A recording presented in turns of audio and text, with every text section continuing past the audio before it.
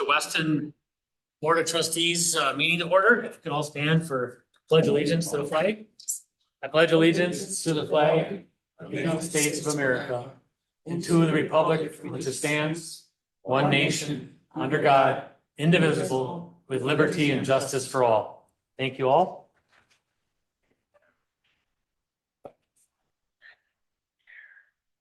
Success. If we could have roll call, please. Maloney, Here. Heck, here, Clark, here, Ermeling, Here. Hope Sarau, Here. Olson, Here. Sagami. Here. All right, we're all here. Welcome, everybody, to the trustee position. Just want to let you know that the seating arrangement is not arranged. You can sit anywhere you want, but after a while, it seems like everyone just, we're all creatures of habit and everybody sits down. But if you want a different view, you sit wherever you want. And Somebody might sit. you want to sit here, go ahead and sit here. Yeah, not on my left, but anyways. But just so you know, there's really no sitting arrangement and I don't think many people know that. So anyway, let's see, public comments. I got two of them. I've got Joe Jordan was first. Joe, you wanted to go? Good evening, Joe Jordan, 4102 Kent Phillips Road. Just some general comments, and I want to welcome the new trustees on board. And I'm really excited about the fact that we've got some young blood that are very interested in what's going on in the village. And for me, having been in the village as long as I have and having a business here, I've had a lot of experience with the staff over the years and feel like we're really in a good spot. The village is not broke. The management isn't broken. And I feel good about stepping back from being a trustee and knowing that you guys have some great opportunities to have an impact on the direction of the village right from the get-go. I especially want to thank the staff for the work that they've done with me over the years. And I really admire the fact that you guys bring issues, but you typically bring solutions. And for me, the most gratifying part of that job was hearing those words, staff recommends. So that tells me that you guys took the time to fully research this, looked at the code and all of the things that implicate that, and have a solution that you're ready to present. And in most cases, it's pretty easy for the trustees to kind of rubber stamp that. Well, then we get into sometimes the kind of messy stuff. And the stuff that's hard to deal with, where somebody has to make some hard decisions. Well, I really appreciate the fact that over the years, again, there's been many opportunities to have dialogue in the committees about these things. And for me, the hard work is still done in the committees. That's where a lot of the dialogue, discussion, debate happens. And I think that's really healthy, and like I say, we have some big decisions to make coming up. And I think that history says that we as a group, the older guys, the good old guys, I think we've done pretty good. And the new opportunity, so when Josh brought the need for additional firefighters here, I looked at that and could understand where he was coming from. He's obviously done a lot of research and wants to change or upgrade our response time. So I go back to when the village just had a volunteer fire department not so many years ago. And it was a big step just to become have full-time firefighters. And then to where we are now, where it feels like we really need some additional staff to handle the load. So for me, I've been a patient investor in business and in the village. And I really felt that as time went on, we would come up with solutions for this. And this most recent referendum, a lot of people say, well, it was defeated. I disagree. I think it was a success. I think that we had the dialogue, the debate, and put it out there. And it was determined by a majority of the minority. That's the other thing I'm sad about in the village is that we don't get the kind of turnout that I really like to see on these issues. But the reality is that the village has been conservative. and there's not an appetite for spending, you know, that you might find in other places. So then it becomes up to us to figure out how to do that, you know. So it's the wants and the needs, you know, and again, I would tell you that as in your committees or as you go through things here, you're gonna have to work through that and determine what really is the need. And then you're gonna have to decide that and make some hard decisions yourself. The good news is that there's gonna be money available to fund that, you know, so I was really happy to see the end of the TIF district. You know, Wassa Supply was rewarded with some pretty reasonably priced property at that time. I think we've done our job where we built it out and added quite a bit to the tax base. And the first thing that I would tell you that when we did that back then, I'm thinking, well, it'll come back to the taxpayer, right? You know, so, well, at some point in time, I'll get a discount out of my taxes, you know, because we'll have more money than what we're really spending. Well, the reality is things continue to evolve. And now Josh has brought the case forward that we really do need some additional help. And so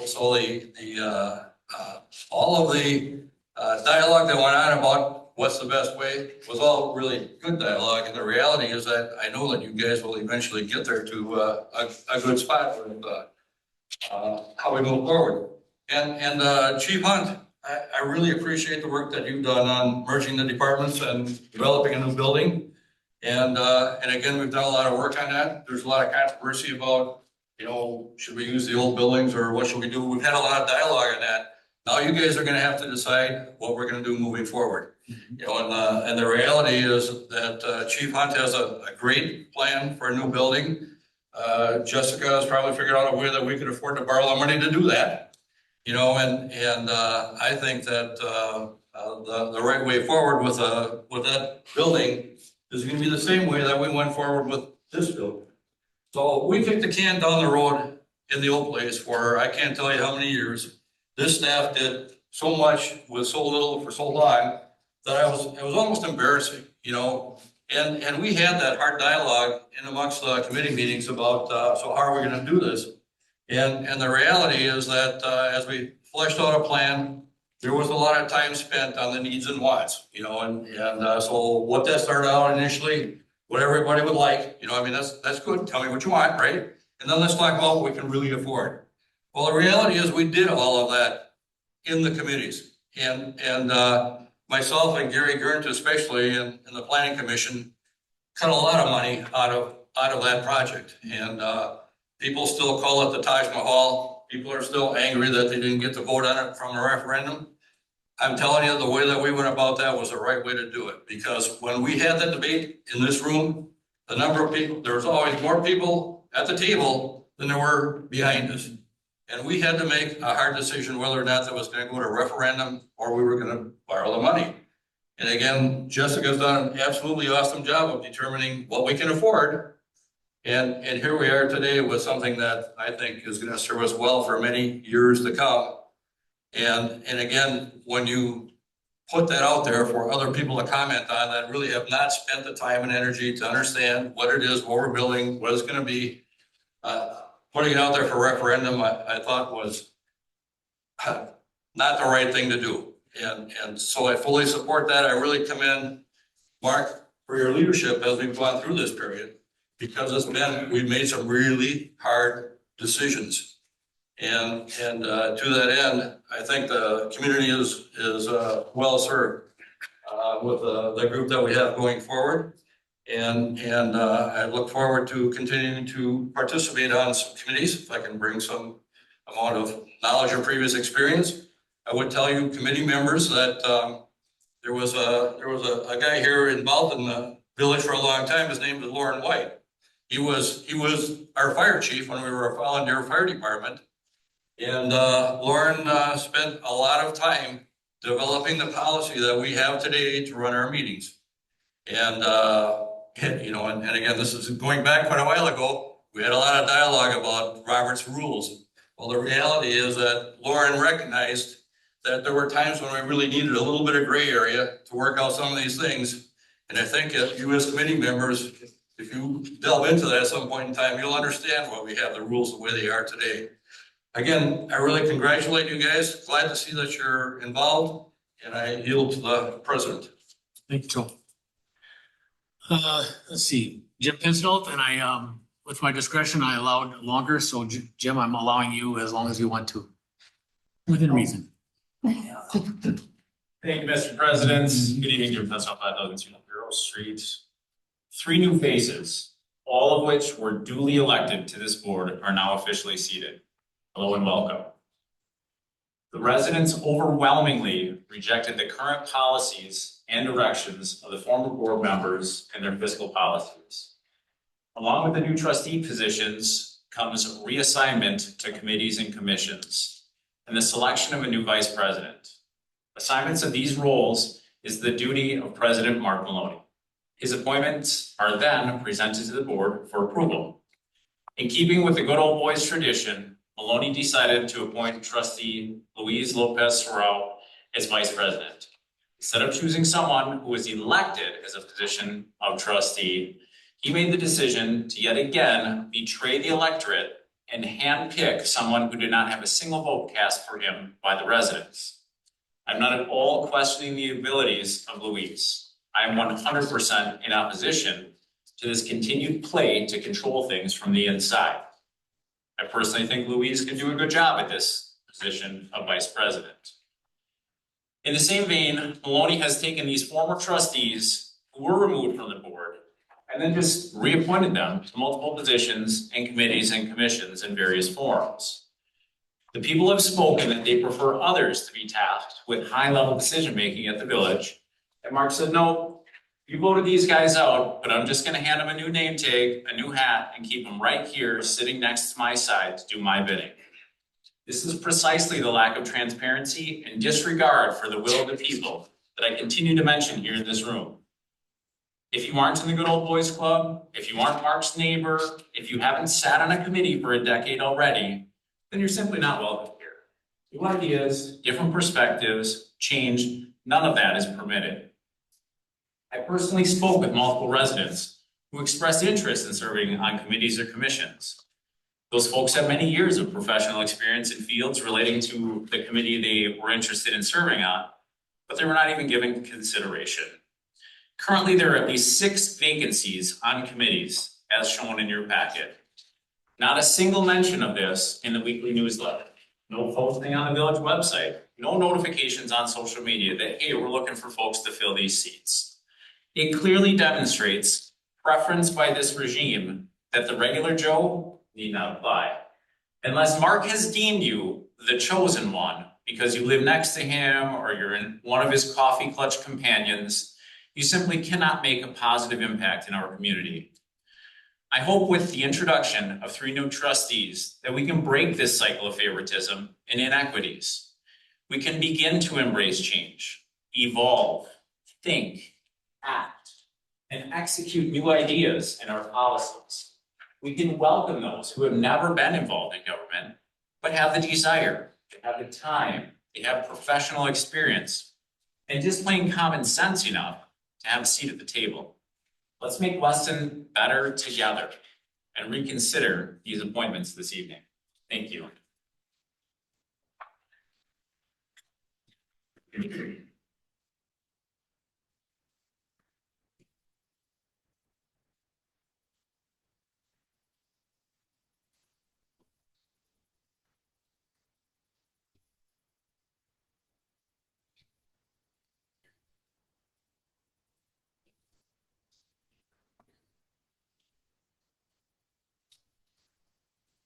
Number 4, minutes from previous meetings, approval of March 16, 2026 Board of Trustees meeting. I move to approve. Move to approve by Lopez Sarl, Second. second by Clark. Is there one correction that needs to be made? Was Steve not there and it says he voted? Or he made a motion to open the meeting? March 16. Not looking for your minutes. Yeah, are you talking about last week? Or are you talking about the month before? The one that you're looking at. Yeah. I thought Steve was there. He was there. Oh, wait a minute. No. But he's marked excused. Yeah, wait a minute. He was on, One of the 2. No, was that his vacation? he was sitting here. Yeah. No, he was not at the March meeting. No, he wasn't. He was at the special meeting Right, that the happened. March meeting, he was not at, so correct. You're right. So then the, Dates wrong. under number one, either the date is wrong or the meeting was called to order by somebody else, I guess is the. So I called to order by me. why I was on. I'm sorry. Go ahead. I speak? Okay. Sure. The reason why that's like that is because I didn't want to change agenda item number one, as that's what it was on the agenda. President Maloney was not going to be at the meeting and we knew that prior. I didn't know that trustee Cronin wasn't going to be there at the meeting, so I had put it on the agenda that trustee Cronin would be President. being the president, vice president at the meeting, and then when he wasn't able to be here, then Barb had done it, trustee So Ermeling. you left the minutes the way they were written. I left the Yep. agenda item Right, on exactly. the agenda, I mean, what it yep, was. okay. So it does look confusing. Apology. Okay, Date no, was that's the okay, I just- 23rd. I bring it up. Yeah, I was just. The meeting date was the Meeting date 23rd. was the 23rd. I just Of did March. some things with Okay. it. A special meeting, right? Well, we had a We- snowstorm, so it was Snowstorm was canceled. Yeah, we canceled it, moved it 1 week. Yeah, we did. Oh, okay, Instead of the okay. 16th. Yes, Yeah. It you're was right. the 16th, but It yeah. got moved to the So 23rd. that got left also. Okay. So a motion to approve and second with the changes. Yeah, because it would Or be at the least- at March least- at least, twenty-third meeting, not the At least to 16th. recognize the people that ran the meeting and that Steve was not here. who was the second? I apologize. Katrina. Thank you. Clark. That was the first that. Yes. That I got, yeah. And then we'd have to change the date also. Yep. Okay. So motion and second, and with those changes, all those in favor say aye. Aye. Opposed? So carried. Acknowledge reports, minutes from boards, committees, and commissions. What's your pleasure? With acknowledgement. Acknowledge item 5, 6, 7.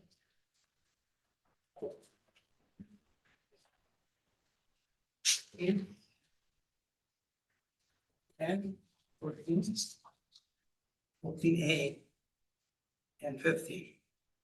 I think you're out. I think you're Yeah, opposite. yeah, you got all the The blacks. colored ones are Yeah, the all ones the we're blues. gonna, Mhm. that there's reports on. All right. So it'd start with 7B. And then it would go to 9, 11, 12, 13, 14B, and 16.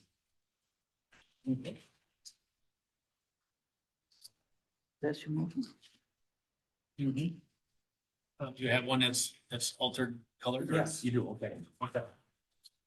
I'll second. So that's a motion by Zagami, second by Ermeling. Anything on the question? For a question? No? I have a quick question. Go ahead. I don't know if it's for Chief or for Jamie. On the oversight minutes for the Mountain Bay PD, one of the members, Helgeson, had done a SWOT analysis for the new building and it said it was attached to the minutes and I could not find it attached to the minutes on the village website. Is that somewhere that we can get access to that? Yeah, I can forward it to you and then we can just make sure that it's attached to those minutes. Could you forward it to me too? I'll forward it to the whole board. Everybody. Okay, thank you. Any more discussion? Hearing none, all those in favor say aye. Aye. Opposed? So carried. Acknowledge reports from departments. 17 administrator. I had a couple things I just wanted to mention. First, we will be hosting a economic development organizations and municipalities meeting with Synergy here on May 20th. That'll be in our training room and we are gonna have the league come and present both about their Learning Labs initiative and the recent legislation that is related to housing that passed the legislature. So that's a Synergy event. Synergy is the economic development regional partner for the 5-county area, and they asked if we would be a host location, and I jumped at it. I was excited about it. So that'll be here on May 20th. Okay.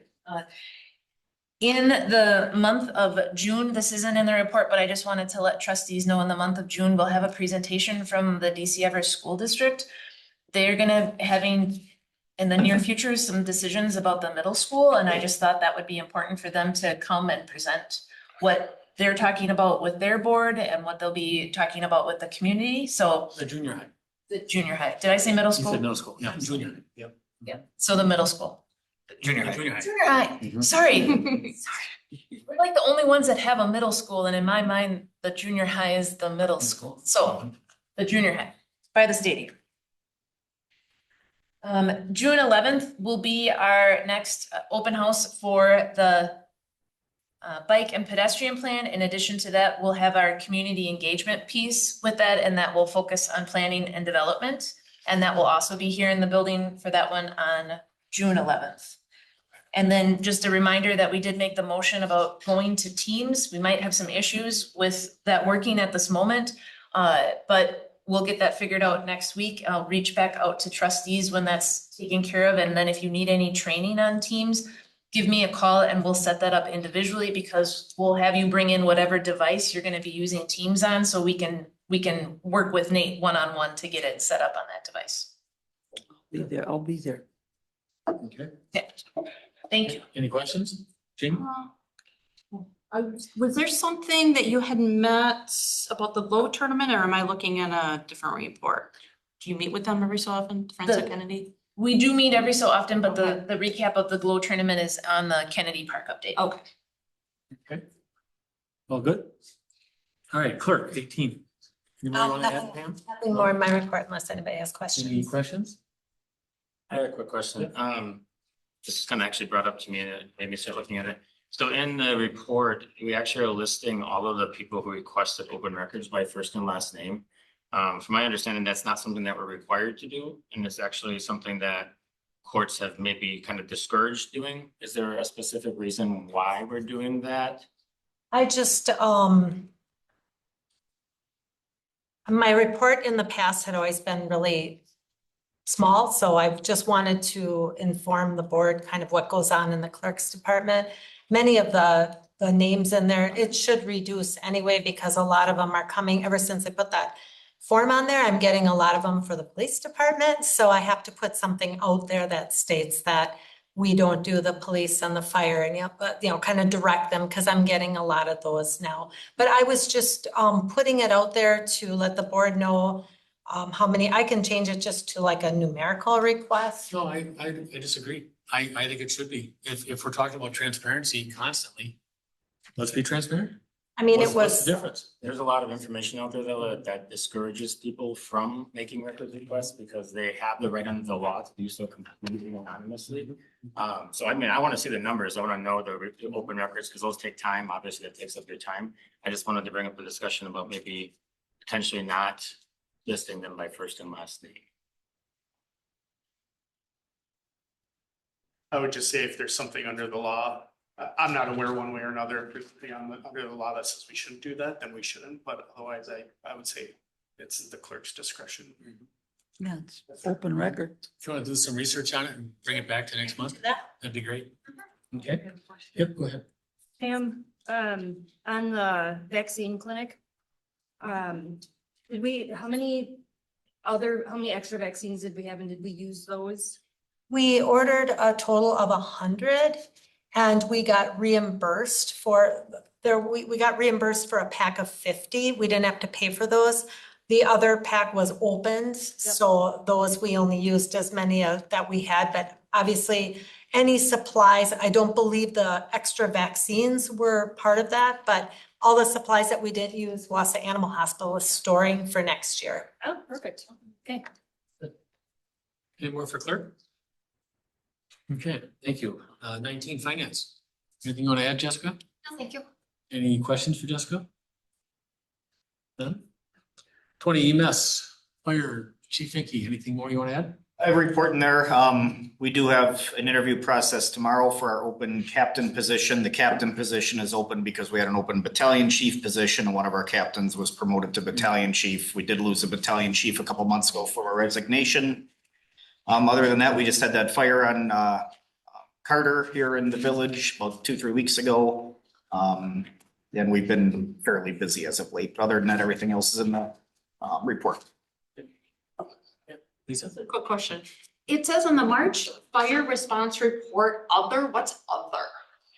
Thank you. It could be many, many things. It can be, we've gone to deer in basements of new house construction that we pull out, or, I mean, we had a diesel fuel leak from an old abandoned fuel tank in the basement of a house on Saturday night. We get all sorts of other type of calls that they don't fall under a NIFRS code is what it boils down to.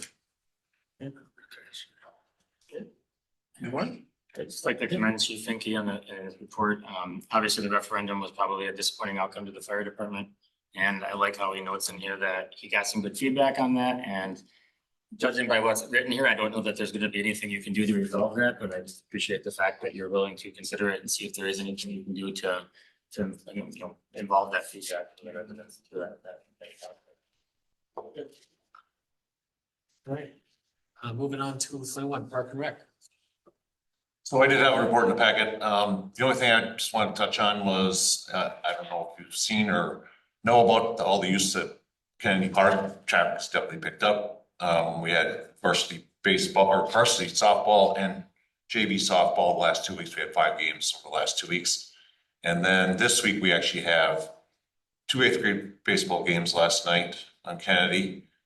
Today we have Northland Lutheran is on our big field, and we have JV game, and then we have a game on Friday, and there's 3 on Saturday softball. Those are JV softball Friday and Saturday.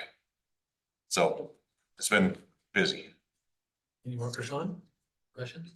I only have Kennedy Park questions, but do you want me to table those for like later on when we talk about Kennedy Park? Yeah, whatever you want. Yeah, that's fine. Okay.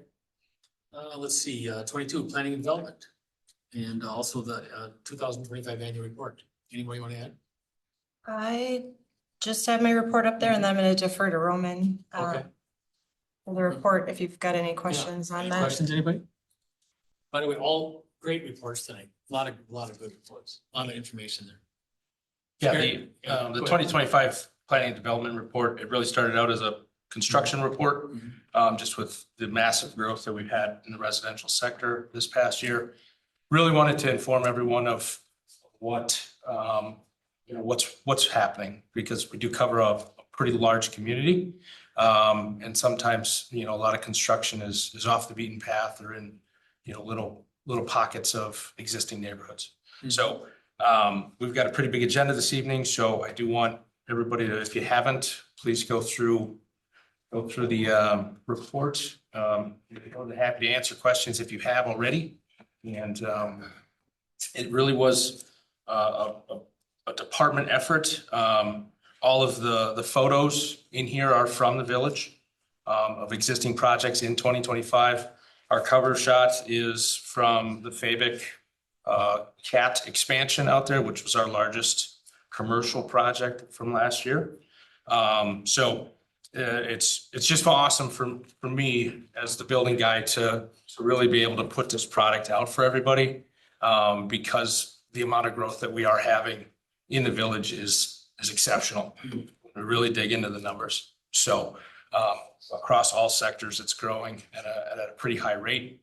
Our business retention is extremely high, along with new businesses starting last year.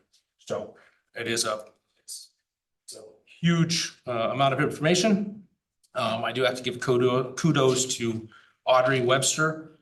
She took care of all of the graphics in here, and then the mapping on the last 4 pages does kind of give you guys an idea of where all of the specific things are happening in the village. So if you want to go out for a Sunday drive, take the map with you, and you can go around and see all of the activity. So if anyone has any questions, I'm more than happy to take those. Any questions, anybody? I thought that was nice. I noticed that and saw started noticing some of the homes that I know that are going up, and that was pretty neat. Nice addition. All right, thank you very much for that. 23, Chief Hunt, and also the 2025 quarterly report, fourth quarter. Thank you. So we got our monthly report in here, and highlights in there. We had 2,394 calls for the month, so that's about 77 calls on the average per day. Drug arrests were up a little bit, so we're OWI arrests in there. So 410 traffic stops for the month. So that's monthly report if there's any questions on that. Any questions? kind of a little wild ride, you know, you start off with, you know, some of these departments and you get the fire and saving lives, putting fires out, EMS calls all over the place, up and down. Then you go to planning and development, you got all this growth and all this neat stuff going on, then you go to police. And it's like changing the channel. You start reading some of those reports in there with the police, and it's like, oh my lord, I can't imagine that's actually happening in our community, but it certainly is. So, good reports. Thank you. Go ahead. I'm always gonna have questions. Hold on, I Oh, got, I'm sorry, go ahead. I Yeah. don't know. I was just gonna ask you about the building. How's the building going? And then I said something about a grant, the $2 million grant. yeah, we applied for a grant. We have not heard back on the grant. It was shut down there for a period of time. Couple components in there, it had to be shovel ready, and I feel we met those criteria, but we'll see if we get any money for it. But it was up to $2 million match on it. Building stuff will be going to oversight on Thursday, an update on where the building's at. That's at 3:30 at 211 Grand Avenue in Rothschild. Things are moving ahead. There's a lot of questions on the building. It's getting ready to go out for bid or get to a point where it could go out for bid. And we'll see what the bid comes in at that point. So we all have our fingers crossed. Then I do have in the packet our fourth quarter report. We're a little bit behind on our reports. So the year-end report will be coming here shortly, but there's a little bit more information in here on some of the things that we did in the quarter from last year. Kind of interesting facts to read in here. So it's kind of interesting if you go on page 5 in there, this is some of the information from the DC Upper School District on what those SROs are doing on a regular basis. We've tried to detail that out a little bit more. So just because it's a school doesn't mean there's things that don't happen in there. So, yep. So if there's questions on that report, let me know. Okay. Jen? The building actually will be going to Plan Commission most likely in May and then to the board at your May meeting too. So it's currently right now being reviewed by staff. So. I just want to add one more point before I'm done here. So on Friday, when the tornado went through, our officers were one of the first responding units out to that area. So they were out on River Road and spent a lot of time there. We spent all night there helping out with them. So we had a large presence there, but they were one of the first units that were there getting people out of the house. So they did a great job, and it's nice having enough officers working that they can help other areas out when things like that happen. So probably saw our cars on the news when people were taking pictures of things. Any more? No? Yeah, please. I just wanted to commend your team for that very issue. I had just left work and found myself in that neighborhood right after everything happened. And I was in a pair of shorts and flip flops, and I'm like, well, there's nothing I can do here. And as I had that thought, I saw a Metro squad pull up behind me, and they were getting to work right away. I talked to some of your guys about how they were grabbing chainsaws and getting right in there to help out, which is incredible. So I'm thankful that they were able to help out. They were right there, so. Well, it's kind of funny because we're probably one of the only agencies that do carry chainsaws or have them available to our officers that we own. So in case we need to get in some area, so, yep, thanks. It's amazing to watch the communities, all the communities working together, all the help and all the people that wanted the help too, so.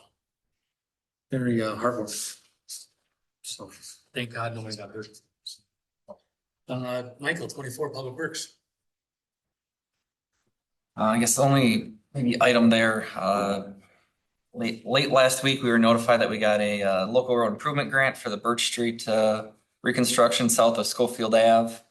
I guess that's 4 grant cycles in a row. We've gotten an LRIP grant for a little over 4.2 million. I guess, since 2021, we've gotten about a little over 9.7 million in grants and other, deferred principal on street and utility projects. So I guess we started adding them up. I was like, wow, it's kind of a big number. So Outstanding work. Yeah, that's just phenomenal. So, yeah, I mean, I don't know, when I got that notification, did Jessica or Jamie, did you get it first? Jessica sent it to me first, I think. Okay, so I don't know if you're actually getting those, so I'm a little redundant, but I just want to make sure people see it, so, okay. Okay, good. Yeah. Outstanding. Any questions for Michael? Anybody? No? And 25 Technology, so we're talking about one of our directors that the card went around that lost his home out there in the tornado, and I know he'll be out for a couple days, and I'm definitely trying to find a house, for his family to get into. I think I've got a lead on it, but I'm waiting for the owner to call me back because they're building a house. But I don't know unless he's found something already, so. I know they're looking for something in furnished, right? Is what I heard. If it could be. Yeah, right, okay, Like, okay, so don't follow that's a me shame. too. Yeah, okay. All right, anything on technology, anybody? No? Okay. Let's see, so, looking for a motion to acknowledge, 17 through 25. I'll move to acknowledge. A motion by Lopes Ferraro, second by Peck. Any more on the questions? Hearing none, all those in favor to acknowledge, say aye. Aye. Opposed? So carried. Work product transmittals. Let's see, you wanna do them all together? So we can do 27 through 31? Or one at a time? All together. All together? All right. Oh, I'm Yeah, sorry. look, Okay. 27 through 31. So looking for a motion by Lopes Ferraro? I'll make that motion. Okay, second by Second. Zagami. Anything on the question? Any questions? Hearing none, all those in favor say aye. Aye. Opposed? So carried. Let's see, consent agenda. This is the one, Yeah, I'm asking for a consent agenda, but pulling 42 out. right. I gave you the wrong number. It's 41. I'm sorry. 41 out? Okay. So 42 stays in, 41's come out. We're looking for that consent agenda first, and then we'll discuss 41. I'll move to approve the consent agenda with the exception of item 41. Having that pulled from the packet. By Lopes Ferraro, second by Ermeling. Anything on the discussion? Hearing none, all those in favor say aye. Aye. Opposed? So carried. Now let's address 41. Renewal of Class A fermented malt beverages and Class A intoxicating liquor, Class B fermented malt beverage, Class B fermented malt beverage, and Class B intoxicating liquor license for 26-27 licensing term. Barb? Yeah, I make a motion to approve renewal of Class A fermented malt beverage and Class A intoxicating liquor, Class B fermented malt beverage, Class B fermented malt beverage, and Class B intoxicating liquor licenses for 2026 to 2027 licensing term with the change in the premise description for Fairfield Inn and Suites to include lobby, locked fridges, and locked storage room, along with the south end hallway. They had put in correct me if I'm wrong, but they had put their complete hotel in, Oh, and okay. they can't do They can't that. do that, okay. Or unless they want the agents to go room to room. Right, so we have a motion on the floor for 41 with that exception for Fairfield Inn. Do we have a second? I'll second. Second by Olson. Any more on the discussion? Hearing none, all those in favor say aye. Aye. Opposed? So carried. Ordinances, 46, ordinance 26-008, amending chapter 66, solid waste. What's your pleasure?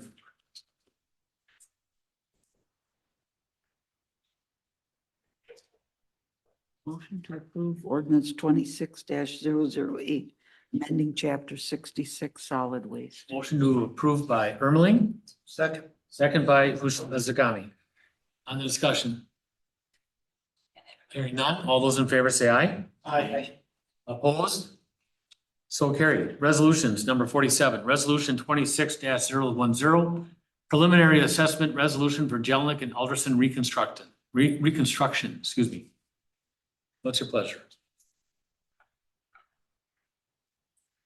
I move to approve resolution 2026-010. Motion by Lopes Ferraro to approve. Do we have a second? I'll second. Second by Ermeling. Now for discussion. Anybody have a discussion or questions? I just have a general question that probably applies to all three of them. Do we notify residents in these areas that these potential costs are coming on their taxes, so they're aware of this coming ahead of time?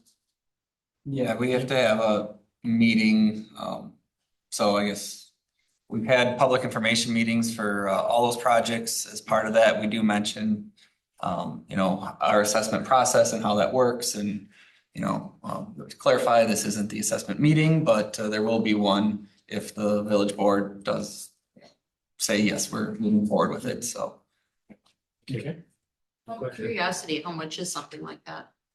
Since we only, on any of these, we only assess the driveway approach, the typical residence, about $1,000, maybe 1,500 if it's a wider driveway. And then we allow 10 years for that to get paid back. So if a project happens in 2026, the assessment would be finalized in 2027. And then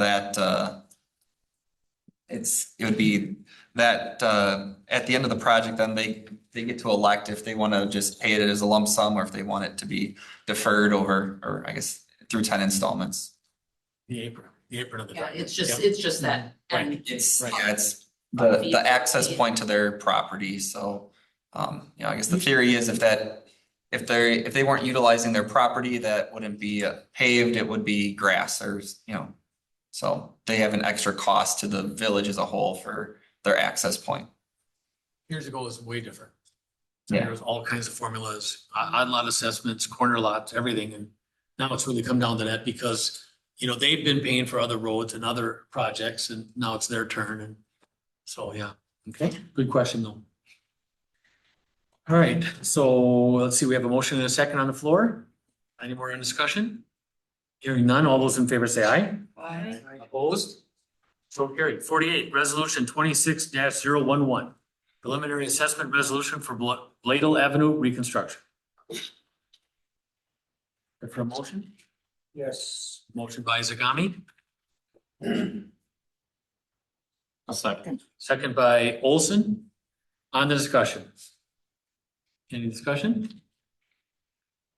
Hearing none, all those in favor say aye. Aye. Opposed? So carried. 49, resolution 26-012. Preliminary assessment resolution for Concord Avenue and Bayberry's street reconstruction. What's your pleasure? Move to approve 2026-01. Motion by Lopes Ferraro. Is there a second? Second. Second by Clark. Anything on the discussion? All those in favor say aye. Aye. Opposed? So carried. Unfinished business. 50, discussion only regarding quarterly update on the Kennedy Park renovation and capital campaign. So the update was put together by Administrator, Finance, Director of Public Works, and myself. Basically going over the details. We did have a request to basically break it down so you could see exactly what was spent and where the funds came from. Hopefully, we did a good enough job where you can understand the expenses and the revenues side for the funding. And then a little bit of an update on the fundraising portion of it, and then some of the construction updates as far as what's currently taking place right now. Okay. Any questions? A couple Sure, couple go ahead. questions. Mhm. So on the fundraising, I don't see, besides the Rajax, how are we doing, I guess, on fundraising? We just had that glow tournament at the end of February, so it was a good 60 days. So I'm assuming they have preliminary numbers. As far as fundraising, it is in their foundation account currently has 84,000 in it. Okay, and does that include the amount from the glow tournament? Yes. No, it includes 30,000 from Merrill Iron Steel for the field lights, but it does not include the glow tournament stuff. They still had 2 outstanding invoices and then they would settle it. They should have some preliminary, I would think. So are we looking, they give me $20,000, $30,000? Would be only an estimate that but they said once they had those 2 invoices settled, then they would. And then that glow tournament was it was a split between us and a scholarship fund for Braden Bowl. So it was a divide. When was the last time they came in to talk about it? We haven't had a lot of meetings through the winter because we haven't had a lot of, besides the glow tournament, which was their big fundraiser. But then we got our update from their number at the community foundation. So now we're gonna start to talk about if we wanted to do like a ribbon cutting or kind of a grand opening in May. So. Okay. I'm just, because I'm going back through the notes and I just haven't seen them come in and talk about like their plans, what grants they've done, anything of that sort. So could we ask them to come into a board meeting to talk about that? They have been coming to the parks meetings. But they weren't at the last park meeting. No. Not a lot, because I haven't been looking. I don't know when they came to the last parks meeting, because I've been going to them. They didn't come to the last, they didn't come to the last park meeting, no, I mean. He's been. And we do communicate back and forth, about stuff that's going on. I mean, we have, Sarah reached out to us recently with the Community Foundation update and stated that that we need to get together, and start discussing additional, things for the future, so. Which I can appreciate, but like when I'm trying to go back and look at notes, I don't know what that discussion is. So, I mean, when I went back through, there were like, one meeting I looked at, there were like 2 or 3 pages full of like grants and funding. Do we know how many they applied for, what the answers were, like any of that kind of detail? Where would I find that if I wanted to look at that? We can pull these quarterly updates because they would be. Yeah, we could pull what they've done, but I know with the planning for the Glow tournament and for the turf tournament, they had some other stuff going on too during the last quarter. Okay. So I guess my thing is, if we kind of broach this out, that this was all supposed to be like fundraise and people have questions on fundraise, how would they get those answers? Through the friends group, or if we requested it from them. We request that from Yeah, we them, request know that. from the beginning to now what grants they've done and how much. Yeah, I mean, we can probably pull some of that from the quarterly reports and then just check it with the friends group to make sure that we got them all, that there wouldn't be anything that we'd be missing. I think it's just, sorry, I didn't No, mean to no, go interrupt. ahead. I think it's important to remember, so we have told the Friends group that we don't need them to physically come all the time because they are a volunteer organization involved in a lot of things. As long as we're getting the numbers, that's helpful. I do think it's important that we do get updates for them, and I'd be happy to see them again at the Parks meeting. I think that would be beneficial. They also have to be careful about what they make public that they're working on, so it doesn't conflict with donations they may be getting. So they don't want to put out there like, hey, we secured $50,000 from this organization, or we're getting that, and then it falls through, or we're getting this, so then this other organization's like, well, we're not going to put in that much because they're about to get 50 grand. So I think it's important that they're transparent about what they are doing and what they're getting, and they can share tidbits of what they are working toward. They just have to be careful about how much of that they share. Right, which I get. I mean, we've mentioned that before, but I think we've mentioned it a couple times at a couple different meetings. So I'm kind of looking for more. I want more. Okay. Yeah. So I have another question. In the grand scheme of things, do we have any other money that's appropriated to the community park project at this time? No. So if Sarah comes to us and says, I just raised $2 million, how do we go about Funding our moving- portion. Yeah, going forward with the next phase of the project when we don't have anything planned in the budget? Like, how do we do this moving piece? If we go for it. Nichols ready. Yeah, I mean, honestly, whether it's Kennedy Park or it's any other street project, we kind of do that with our CIP. We haven't borrowed yet for the 26, 27 projects. So sometimes we have street projects, like we got a grant all of a sudden for Birch Street. I might be looking at how do we, move that project to a different year, because now we have a different funding source. So we have a plan, and then sometimes you have to be a little flexible or we say, okay, cool, your $2 million can do this, and we will now look at adding that parking lot the following year. So I think, no matter what, we have some ability to, shift projects as opportunities arise. So that'd be my answers. Yeah. Okay. On the revenue and funding sources, I understand the ARPA funds that you don't have to explain to me, but please explain the capital funds of 851,000. Yeah, that came out of the capital funds out of borrow. And that would be things that we had talked about in the past that would have likely otherwise been village responsibilities, general items, things that we may have already invested into the park. Like, I know one of the pieces that was in there was, we had funds set aside for hockey boards, and this project came before that, so that got allocated here. We had unspent proceeds for the pool, and that went into those capital funds. Am I missing any big ones that were in there? Well, I mean, 851,000 is, I mean, I'm trying to figure out what were we going to do? I assume it was what we were gonna do with the park, and then we didn't do them. So we used these funds for it. But 851,000 is a lot of projects. Yeah, that was one of my questions too, because I went back through, I'm just trying to catch up.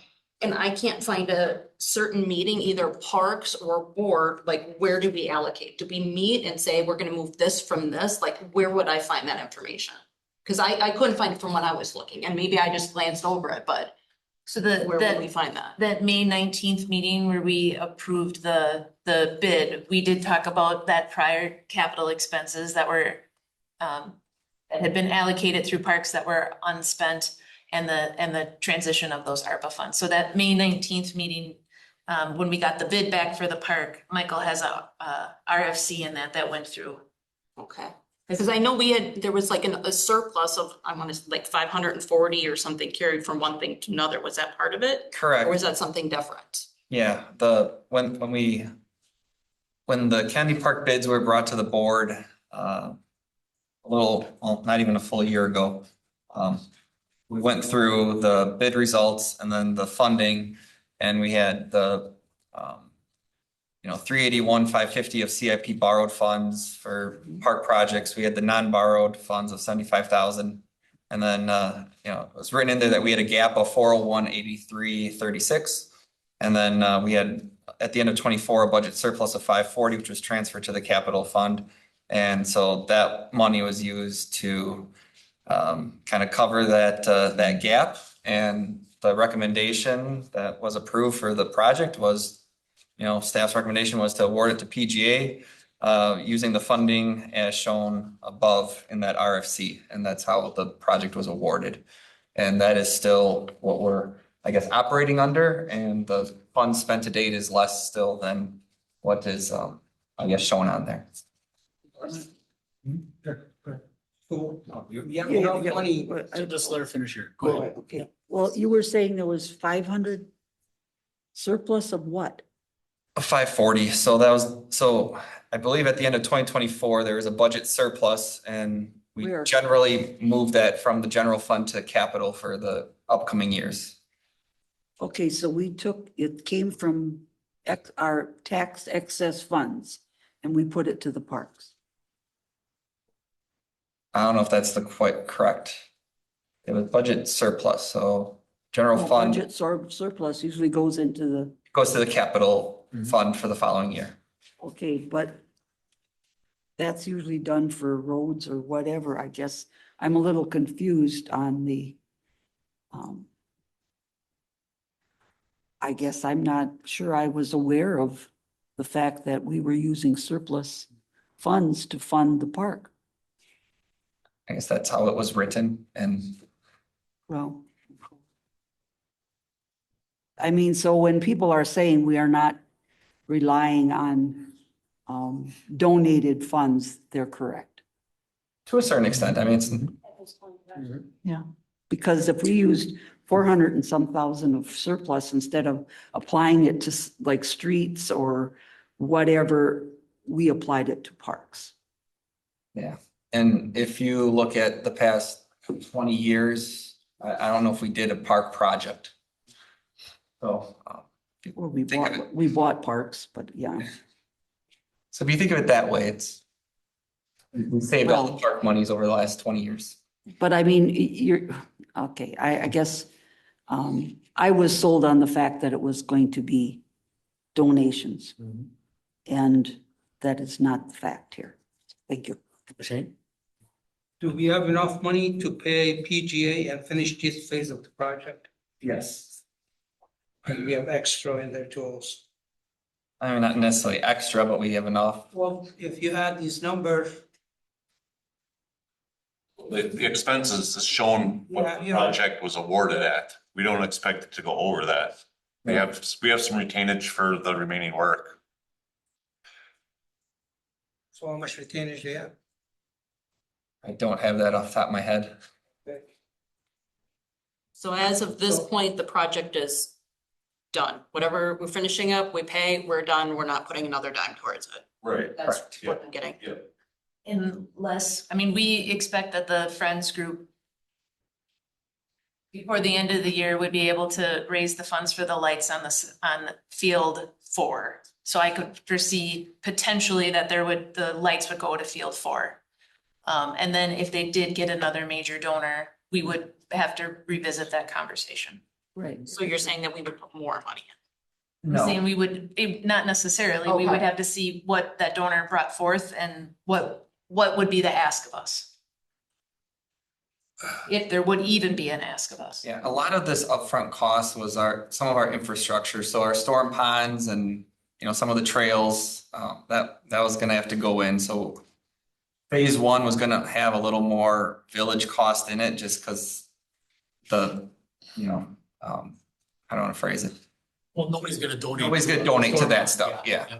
So, so the 500,000 covered, one field, the ARPA funds kind of covered the other field, and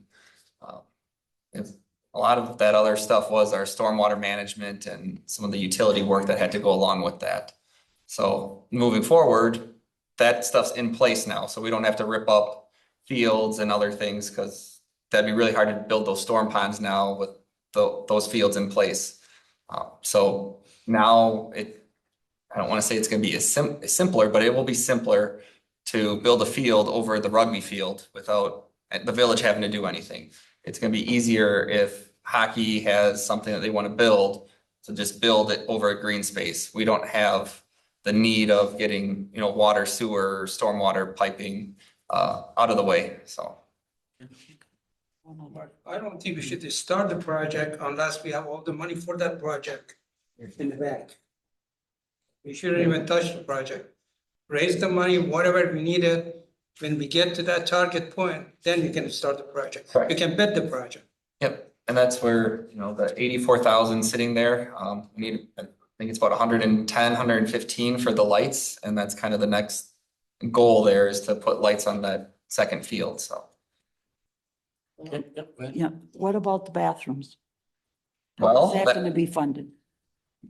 You still have bathrooms. We still have bathrooms, there are bathrooms Well, there. I know, but If we want to upgrade the bathrooms, I guess that's, something we can discuss with the group. I think it'd be hard to tell them it's 100% on them, personally, because we do use the bathrooms for, kids at the playground or people renting the shelter. well, I know Maybe in there's a in the cost share. original plan, there was a correct. big restroom area. And that's where I said, like, historically, this was always a $14 million project, but roughly 7 million of that was village projects for bathrooms and shelters and parking and walking trails. It's the ancillary structure. I mean, one field is, that $600,000. 2 big fields and 3 little fields is $3 million, $3.5 million. So, there's other costs in there. The hockey facility will be funded by the hockey group if that's something they want to move forward with. It is a partnership. It wasn't always 100% 14 million donated or funded. I mean, if we get that, that'd be awesome. But I guess I was never under the impression of that. And I know the public somehow ran with all of 100% of it was going to always be funded, but I don't believe we ever had that discussion here. Talking with parks, it always was, we have some infrastructure there, whether Kennedy Park has anything happened to it. We have bathrooms that should be maintained and updated. We have shelters that should be maintained, updated. So I guess maybe that was a disjointed part of that as we went Yeah, through. because I don't think, that isn't what the public is. And just the idea of partnership, I don't know that we should just always say that we should be closed off, that if a partner came to us and we were supportive of that project, that we wouldn't try to help them make that happen. I don't know what that looks like, right? We don't have any idea of what that looks like in this moment, but if someone came to us and said, I really want to give 500,000 and we need an extra 100,000 to make it happen this year. I think we would be open to that conversation. And I think donors in the community would want to know that we were open to that conversation if it was something small that would make a big impact. And I think that's true not only for Kennedy, but for lots of things within the community. Right, but speaking to Hushaine's point is that before we put money in, we would need to have a match or some other kind of commitment rather than us just putting money in. I guess that was my whole point. And just one quick question. So when we put ARPA funds in, the initial number I thought was like 766,000, blah, blah, blah, blah, blah. But when I go back and look on later documents, that ARPA number changed. So do we know why or how that number that changed? We had cost savings on the playgrounds. They Okay. didn't come in, they came in less than, What's in the was it 700,000? yeah, but we had cost savings on the Okay. playgrounds. That's why the number was higher. Okay, so basically we committed so much of the ARPA funds and as we got cost savings on other things, maybe that's why those numbers fluctuated. Cause I just, in every, like 6 different documents, they were all different numbers. Yeah. I think the way that one was, the motion was actually made was the balance of the ARPA funds would be used for Kennedy Park. So we just. And that number, like you said, changed throughout the process just because 24, we did the playgrounds and we estimated it was gonna be 700 some thousand, then coming in 600 some thousand, I think it was. So. So we can get maybe more detail of numbers for the next board meeting from Friends of Kennedy Park. Yes. So we know that they have the 84,000 at the community foundation. We know that they will get a number for the GLOW tournament. And the list of grants. Yeah, I would like to see, I guess, more information on that they're actively working. They are, I mean, they are actively working. I think our last update had updated how many grants they had applied for during the quarter. I don't think it was, they received them, but they did apply for grants. Okay, so I could go somewhere and find that information. Yeah, I think it would be in the quarterly report from January. Did we have the January one or was it? January was in the parks, that was in the parks meeting, but we can get it listed out, so it's. Okay. We can list it in one location, so you don't have to look through all of the quarterly reports. Yeah, it's a lot of information. And then maybe some hard numbers on the ARPA money too. You know, That so. is the if- hard if- number on if- ARPA. Oh, it is Yeah, now? the Okay, so we have it. 837 is the hard number Okay. on. Barb? Yeah, just a quick question. You mentioned hockey. Are they doing anything? Hockey is part of the Friends group. They're still having discussions. They're still in on doing something. They have to decide what. Okay, well, I mean, we're always talking, What they wanna they're do. so quiet that I haven't heard anything on Well, hockey. It's just been, The focus obviously has been, softball, baseball. I mean, we know that the Rajek family donated because they were into the softball situation too. So, and with switchovers of boards for the youth groups every year, there's always new perspectives when that happens and discussions may change a little bit, but as far as we know, they're still on board. That's what we've been told. So it's just what they want to do. okay, so, I mean, you didn't buy new boards for our hockey rink. No, we didn't buy new boards. We didn't. That was put on hold, I think literally when we came out with the master plan for Kennedy Park, and that included a hockey facility, like. We didn't want to invest in our outdoor boards if, we have this semi or permanent structure that would be, lengthen our season over there. So we didn't do anything at that time. So are they actively looking at anything with hockey or no? Really? Hockey is. Yeah, hockey is one of the friends, I guess to Luis's point, this is where it gets really hard because people are working on things behind the scenes and they don't want to say something until it's a done deal.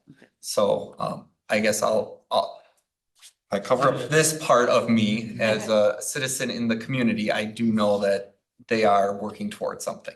Right. Well, Which I get, it would just be nice to say, we're working with company A, you don't even have to name A. And we're working on hockey boards. We met with them 2 months ago and we're getting some cost proposals. At least that would tell me.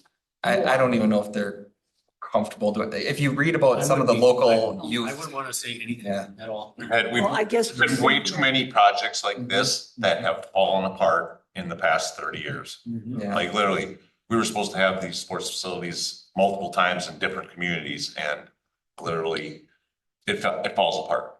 I mean, I would say even other things. I mean, we get site plans submitted. We'll issue permits and people get excited that something's getting built. Patriot Auto is supposed to be a KFC Taco Bell, but it's not. Unless Jim changes his motto over there, but you know, so things happen. People will, and then all of a sudden they pull back for whatever reason. So you get super excited and then it sits vacant and then it turns into something else years later. Wendy's was supposed to be something before it became Wendy's next to Walgreens there. There's coffee. Yeah, that was supposed to be a coffee shop. I mean, there's been several others in recent years, so. And then Okay. sometimes, yeah, any. Okay. All right. Yep. So just as another piece of information, so obviously this election cycle just ended. And if I had to pick one of the number one things I heard about, it was this park. And Lisa and Katrina can agree or disagree with that, but this park was one of the biggest hot button issues. And a lot of the conversations that were had were reminiscent of what just happened in this room. Nobody has all the correct information. There's different impressions, there's different thoughts on what happened and what didn't happen. And it's really telling and obviously it will be understood by the community is confused if everybody in this room, including myself, are confused. I think it would be it's a great opportunity for us. I mean, to, you know, your point, Mike, there's certain things that we can't share, totally get that. But I think it would, you know, be beneficial to us as a board, maybe next meeting to be provided with a concrete timeline of events of everything that's happened thus far. Maybe a list of what's yet to be done, maybe what the village has spent so far, so that at least we can give a solid, united answer to these questions that are constantly happening in the community. I think that would help significantly, because I Brett, can tell the you. amount spent is up there. Yeah, I mean, I'm thinking we put it in some sort of a package that it's really easy to digest, and I don't know exactly what that looks like, and maybe us just discussing it at the board meeting, but the misconceptions out there, I just can't even tell you all the crazy things I heard in the election cycle. And again, this room, we just had a lot of the exact same conversations because not everybody understands. So we need to do something if we want support behind this project and people to really not be so negative about it. Well, there's a lot of negativity. There's a lot of negativity in the This world. building still has negativity. Yes. And it just keeps on, the drumbeat just keeps Yeah. going and people just don't want to let it go. But in this They're particular trying to take it case, home. I think there's And we're talking about fundraising and we're talking about people that don't want to divulge this stuff at all. Yeah. And I mean, even Sarah, with the people that she's talking to, she doesn't want to tell us who she's talking to. She doesn't want to tell us. But even the money that was spent thus far, you know, there was confusion as to who spent what. So I think we have an opportunity here I agree. to really bring us all together, so we're all on the same page. And then that way, when we're being asked questions, we are giving consistent information, because I can't tell you how much I heard about this project, most of which doesn't seem to be true from the parts I'm learning through this process. So. Yeah. That's. Any more? Hopefully not. Discussion only. Moving to 51, if we could. Discussion and or action on review of elected and appointed officials handbook, remote meeting attendance policy. There's been some dialogue on this, on what's appropriate, what's not appropriate. I think we come to a pretty hard conclusion that on closed sessions, you have to physically be here. I would hope everyone would agree with that. And then the rest, let's have a discussion. If I can start with, so I mean, what's written from November of 2023, I was just kind of cruising through it, and there's things in there that we don't even do now. For example, if we have somebody attending virtually, it says that the chair shall call a roll call vote for every single motion on the meeting so that the public knows who's voting. We're not doing that. So I mean, as we're looking at what we want to change, we might also want to look at what's in there, and is that something that we actually intend to do? I'm a big person of like, if we have a policy, we should follow it. And if it's not a good policy, let's change it so we can follow So it. are you talking remote or every vote? It says on the remote, it says that if you look at 108(2)B, it says that if somebody is attending remote from the board, that the chair shall call a roll call vote on every single motion so that the public knows who's voting on each and every motion. The public doesn't know who we're voting on, who's here now. That's what I'm saying is, so So that's then, what it's. then I think we should do roll call consistently. Or we just change what If this that's an says. issue. Yeah, I guess I've never heard anybody say, I don't know who's voting which way. So I just want to clarify Yeah. that section 108 and 109 were maybe some leftovers from the pandemic, and that would be if the whole meeting was remote. Okay. Okay. So if one of us joined remote, but if the entire board and the public had to, if we were conducting the meeting I do remember that. You're right. Yeah, Makes a lot of sense. yeah, I do. because the whole board, that's the only way we could meet. We don't even know who's voting because we're not present. That's right. But then this one that was adopted in 23 would be one member or a couple members would be attending remote. Mhm. So this policy, it didn't get worked into the elected and appointed officials handbook. But once we have this discussion, if we want to make changes to it, then it'll get worked into that handbook and assigned a section number. Okay, that makes more sense. I guess then my 2 cents, I agree with Mark, we should be physically here for closed session. And I think that if we do attend remote, we should be on camera at all times so people can see us and know who's talking. It's not just a voice on a black screen.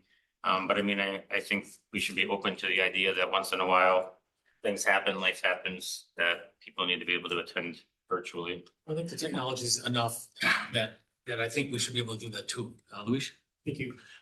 So I brought this up, and for those of you that are new to the board, this is something that I had brought up years ago, probably a couple times, even before I was trustee. When I was a citizen, I was bringing this up. And it really started because we had a trustee a couple cycles ago who, was attending remotely while driving down the road. And I didn't think that was appropriate. How are you gonna, pay attention? And I think I don't think anybody here would do things like that. But I think it's time to eliminate the risk of that. Personally, I think anybody who is elected to be a representative should be here present to represent the citizens. I'm willing to concede that if you have some sort of a medical excuse that you bring up that prohibits you from being here, you should have an opportunity to still represent your constituents on this board through remote attendance. But I think if it's things like vacation, work obligations, whatever, you should sit it out if you cannot be here. So my personal opinion is that we should get rid of remote attendance for the board. But I am willing to concede that medical excuse would allow that. Anybody else? I- Barb, did you have Yeah, something? well, I was just, because mine was more that it was, we needed to limit. You brought up, we used to have a trustee that I think he attended more virtually than he did, personally. And that got to be a problem. And the only reason we started it was because of COVID. But it is when you have like with Mark, he couldn't. I mean, and in a case like that, I think it's good. But I couple times attended a virtual when I was on vacation, and then decided I was on vacation, and I just decided against it because it wasn't an emergency. I mean, I chose to be gone. I would come down on the side of the technology that I believe, I take it very seriously. So I mean, I'm sitting down, I've got my computer in front of me. I'm on there with my camera. I'm alone, if the family's doing something else, if I am on vacation or if it is work, I set that time up as if I'm in the meeting, but just not there. So I won't be voting that way for that, but on the closed session, though, you definitely have to be here. That's just where I am. I think the technology is just too good. And if there's somebody remotely and we decide that on any remote voting that we would do a roll call voting, I'm fine with that. We would just call it out and do it so that everyone knows which way we're going. So, but I know you had a lot of, when you were on a committee or even, a taxpayer, you had a lot of concerns. You reached out to me several times and said, I just don't know what the heck's going on. And at times you couldn't hear because of some of the discussions and some of the arguments too. It was just really difficult to hear that, whether, not being here. So. I was just gonna say, I don't mind the remote at all. I think as soon as you start limiting, you can't do remote for this reason and this reason and this reason, then you might as well get away with the remote. I do agree that your camera should be on, Yeah. if at all you can. I mean, I can't see anybody driving down the road and trying to attend a meeting, but how would you pay attention to the meeting if you're at baseball or you're doing this? You're either here or you're on Zoom and I can see you and I can hear you. Well, I think that's enough for me. yeah, but we had them even attending it at a baseball. Yes, we did. So I mean, if a serious attempt, oh, go ahead, Husheng, I'm I sorry. think when we vote and some person is on on his phone or computer, there is always a delay. Mhm. And sometime when he votes, it become as part of a nay. Mhm. And it happened several times here because that's what we have done. So if we can correct some of those issues, not to have to deal with it. Maybe the easier way too, even for the people here is, if I'm remote, I would go Maloney, yes, Maloney, no. So that I'm actually declaring when I say it. I'm not just saying yes or a or nay. I'm saying Maloney, yes. So I just identified myself and then a yes or a no. That might be helpful. Yeah, I think you're doing pretty good when we were deciding. I did that on purpose. I wanted people to know that I was engaged Yeah. and I was making motions and seconds and had discussions. So, yep. I guess my other thought is this something that, say I'm going to be on vacation and I know I can have a room to myself and I can be attentive, that we get permission? You know what? If we do that, whoever's sitting in this seat, this person is gonna say yay or nay. Then you find out maybe it's not exactly the way they said it. So either we do it or we don't. So permission to what degree? I got a cold. I don't know. I mean, I got a work thing. I want to stay home and baby with my kids. I'm at, I mean, I think either you're on or you're not on. We should predominantly always be here. Yes, I mean, I think I that agree. should be the focus of any Mhm. policy. I mean, Mhm. I agree with Mark. I wouldn't want to be sitting there and deciding what's an important enough reason to Mhm. skip in person for it. Mhm. I just think we should predominantly be here. But there should be a very small circumstance under which it could be appropriate to be virtual. And what those parameters are, I mean, that's up for discussion. but- I think there'll be other red flags and other telltale signs, with people that are gonna abuse it. And it won't be just an attendance issue. It'll be other issues too. So, I don't know. Anyone more, Katrina? Well, I appreciate that we've had issues in the past, Mhm. but I don't want to make rules or legislation assuming that that's going to be the issue moving forward. Sometimes we get stuck on, this was a really bad situation, but it happened with one person. Okay, two people, whatever, but like for the majority, it doesn't seem like it's an issue. And I guess I would just keep that in mind. Especially I have attended some meetings via Zoom. I have made the committee that I was on aware of the reasons why. And if they had preferred that I did not participate in the meetings at all, I would have respected that. But I feel like if I am on a committee, a commission, or a trustee, and I am making the effort, whether I'm on vacation or I have a medical reason, whatever, if I'm making the effort to be there, I think we should allow that person to do that. I think we would be eliminating a lot of people out of meetings that want to be present and doing their job while life goes on around them. Well, and also committees and commissions are a different animal. We are elected. So, I've come into this position three different times, three different administrators. And on the one time, the administrator was gonna tell us what to do. How we had to act, here's your, set of rules, this is how it's gonna happen. And from the get-go, I said, absolutely not. You don't, I'm elected, you have no power at all, none. And that's the way it is, so if I'm a foolish trustee and I get DWIs, I get DWIs. I gotta deal with it. It's just the way it is. It's horrible, but it is the way it is. We don't get to put all these constraints on an elected official. So I think it should continue except for closed session. I think closed session is really big. And also all the closed session, items aren't supposed to be shared either. So anyway, you want to put this to a vote? Well, I got one, I think if it can be brought to the board, if a board member feels somebody is misusing it. That's a tough one. That's a tough one, Barb. I've been involved in stuff like that where abuse and not paying attention, not reading the notes, not voting. Well, yeah. It's a tough one. That's a real bear.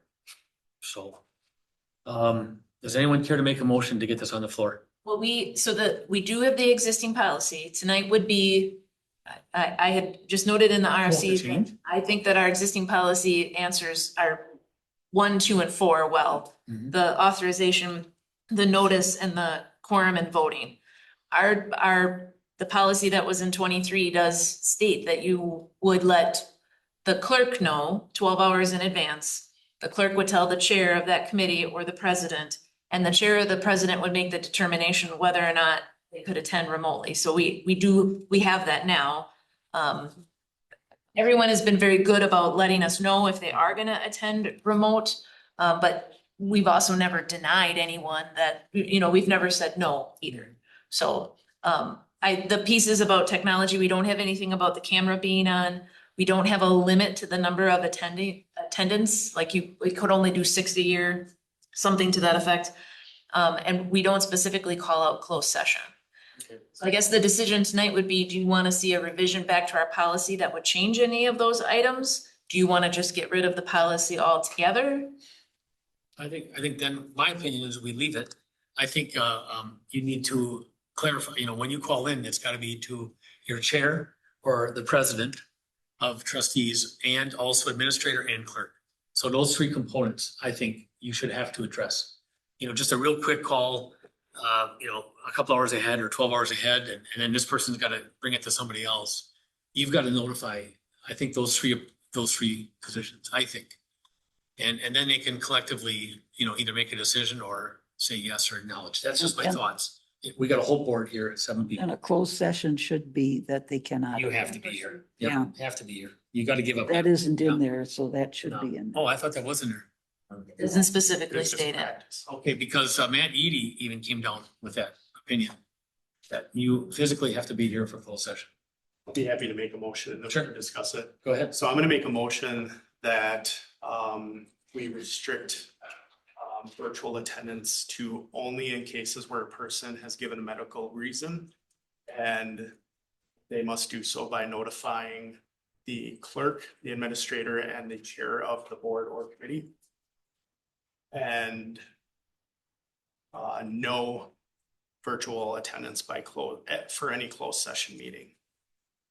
So we have a motion by Lopes Earl. Do we have a second? Second. Second by Sagami. Any more on the discussion?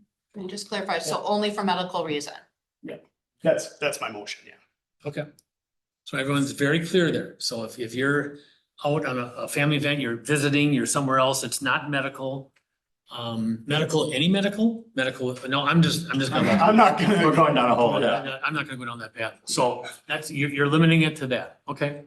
So so does that answer your question? You said only It medical. does, but it changes how I would vote. Yeah, okay, me too. I don't wanna say that. Yeah, and I want that to be clear. Yeah. Like, that's Okay. part Oh. of, that is part of why Yep. I postponed this for a month, because Right. I wanted to make sure that the current. New board, and I agreed with you on that. yeah. And I also just want to be clear that, like, yes, we may be a good team right now. We may have good people here. A year from now, we could have a completely different set of circumstances up here. So we need to make policy not only for ourselves, but also for the future. So that's my motion. I respect everybody's opinions. We can discuss that. Okay, so we have a motion on the floor by Lopes Earl and a second by Sagami. With no further discussion, all those in favor say aye. Aye. Let's just, Luis, Barb, and Hushain. And opposed? Aye. Aye. Aye, so it fails 4-3. Now, do we need to come back? There could be another motion made. I had to take a motion. I would make a motion, what Luis said with a couple additions. You have to be on camera at all times if you're attending virtually. And I'd like it to say something along the lines of, as elected officials, it's our duty to be here in person if at all possible.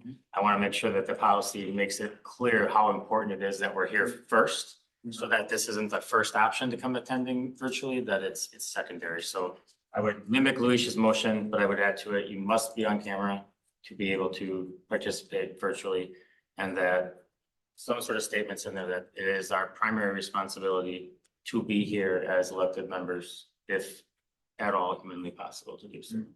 Okay, second? Oh, just before discussion. Do we have a second? I am not clear on the motion. Yeah. So it's. Like him saying mimic. So I'm taking your exact motion and I'm adding to it you must be on camera to attend virtually, and that there's some sort of statement in the policy that states that people understand it's our primary responsibility to be here in person. However, if circumstances exist, this is an option. So medical, work, family, vacation, that's actual possibilities. I'm not comfortable with my motion going that far. I'm not stating it, Yeah. but you're leaving it clear. I'm leaving it very clear with, our job is to be here as much as humanly possible. That's what we were elected for. Mhm. And then Luis's motion, as he stated it, with the other addition of, you have to be on camera. You Alright. can't just be a black screen talking. Yeah, this is under discussion, so I'm in Vegas. Was there a second to that motion? No, there wasn't. Oh, I'm sorry, you're right, I told you not to talk about it in the hearing. So do we have a second? Is the second just to acknowledge his motion so we can talk about it? Yes. Then I would second All right, motion. second so by we can Beck. talk about it. Now, you had your hand up first, go ahead. Or I'll just continue because I can't quit talking. So I'm in Vegas, and my wife's upset with me, and maybe another couple's upset with me, but I'm up in the room, and I've got a shirt on, and I'm taking this seriously, and I'm, for 2.5 hours, I'm sitting at a table, not drinking, and. With a shirt on. With a shirt on, and I'm remotely on there, yeah. So that's okay. So, and that's the point I was trying to get We to. gotta say yes or no to that. We Yeah. have to. And I'm gonna say Vegas. I'm not gonna say visiting an aunt that's ill. I'm not gonna say I'm at a sporting event. I'm gonna kind of go the furthest, because that would be my farthest in Vegas. Yeah, or Florida. Yes or no? Is that in your motion? Well, I think his motion follows mine, which is it has to be a medical. My excuse. motion Oh, it has to be medical? Okay. Yeah, so it That's- was now I'm clear. Luis's motion as it was. Now I'm clear. Okay, I'm clear. All right, so we have a motion on the floor and a second. Any more discussion? Hearing none, all those in favor say aye. Aye. So that's who? 2, 3. And opposed? Aye. Aye. Aye. 4, 3 fail. Can you just clarify who opposed, so I Oh my have God, pay attention. It's Olson, Clark, Maloney, and Hushain. No, it's not Olson. Oh, yeah, not him. No, he's not in there. He's not in a. Barb, Luis and I were yes. Yeah, so Hushain, Beck, Maloney, and Clark. Okay, so the ayes were Ermeling, Rao, and Olson. Yes. Okay, thank Do you. we need a change? I mean, or can we leave it as is? That's your determination if you don't need a motion if you're gonna leave the policy as is. I would like to at least get some of those things fleshed out through a motion as far as closed session in camera. So that it changes. All right, I'll make a motion that you can attend remotely on camera. Notifying the clerk, the administrator, the chair or president of either said commission, or trustees. I think that's about as clear as I can make it. In closed session. And in closed session, you cannot attend. Absolutely not. Yep. But we always make sure of that here anyway, so, but yeah, that's gotta be in there too. Yeah. On camera, yes, on camera. So if you have a problem and you can't get on camera, that's your problem. You can't get on. So that's just where it is. And halfway through the meeting, your camera goes out, you're out. So during a closed session, then you would just need to, You're done. you're Yeah, done. Yeah. Okay. We would actually close you out. Okay. Yeah, you wouldn't even have the ability to stay Living on. room until everything's done. Okay. Mhm. Well, that's my motion. I'll second that. Second by Olson.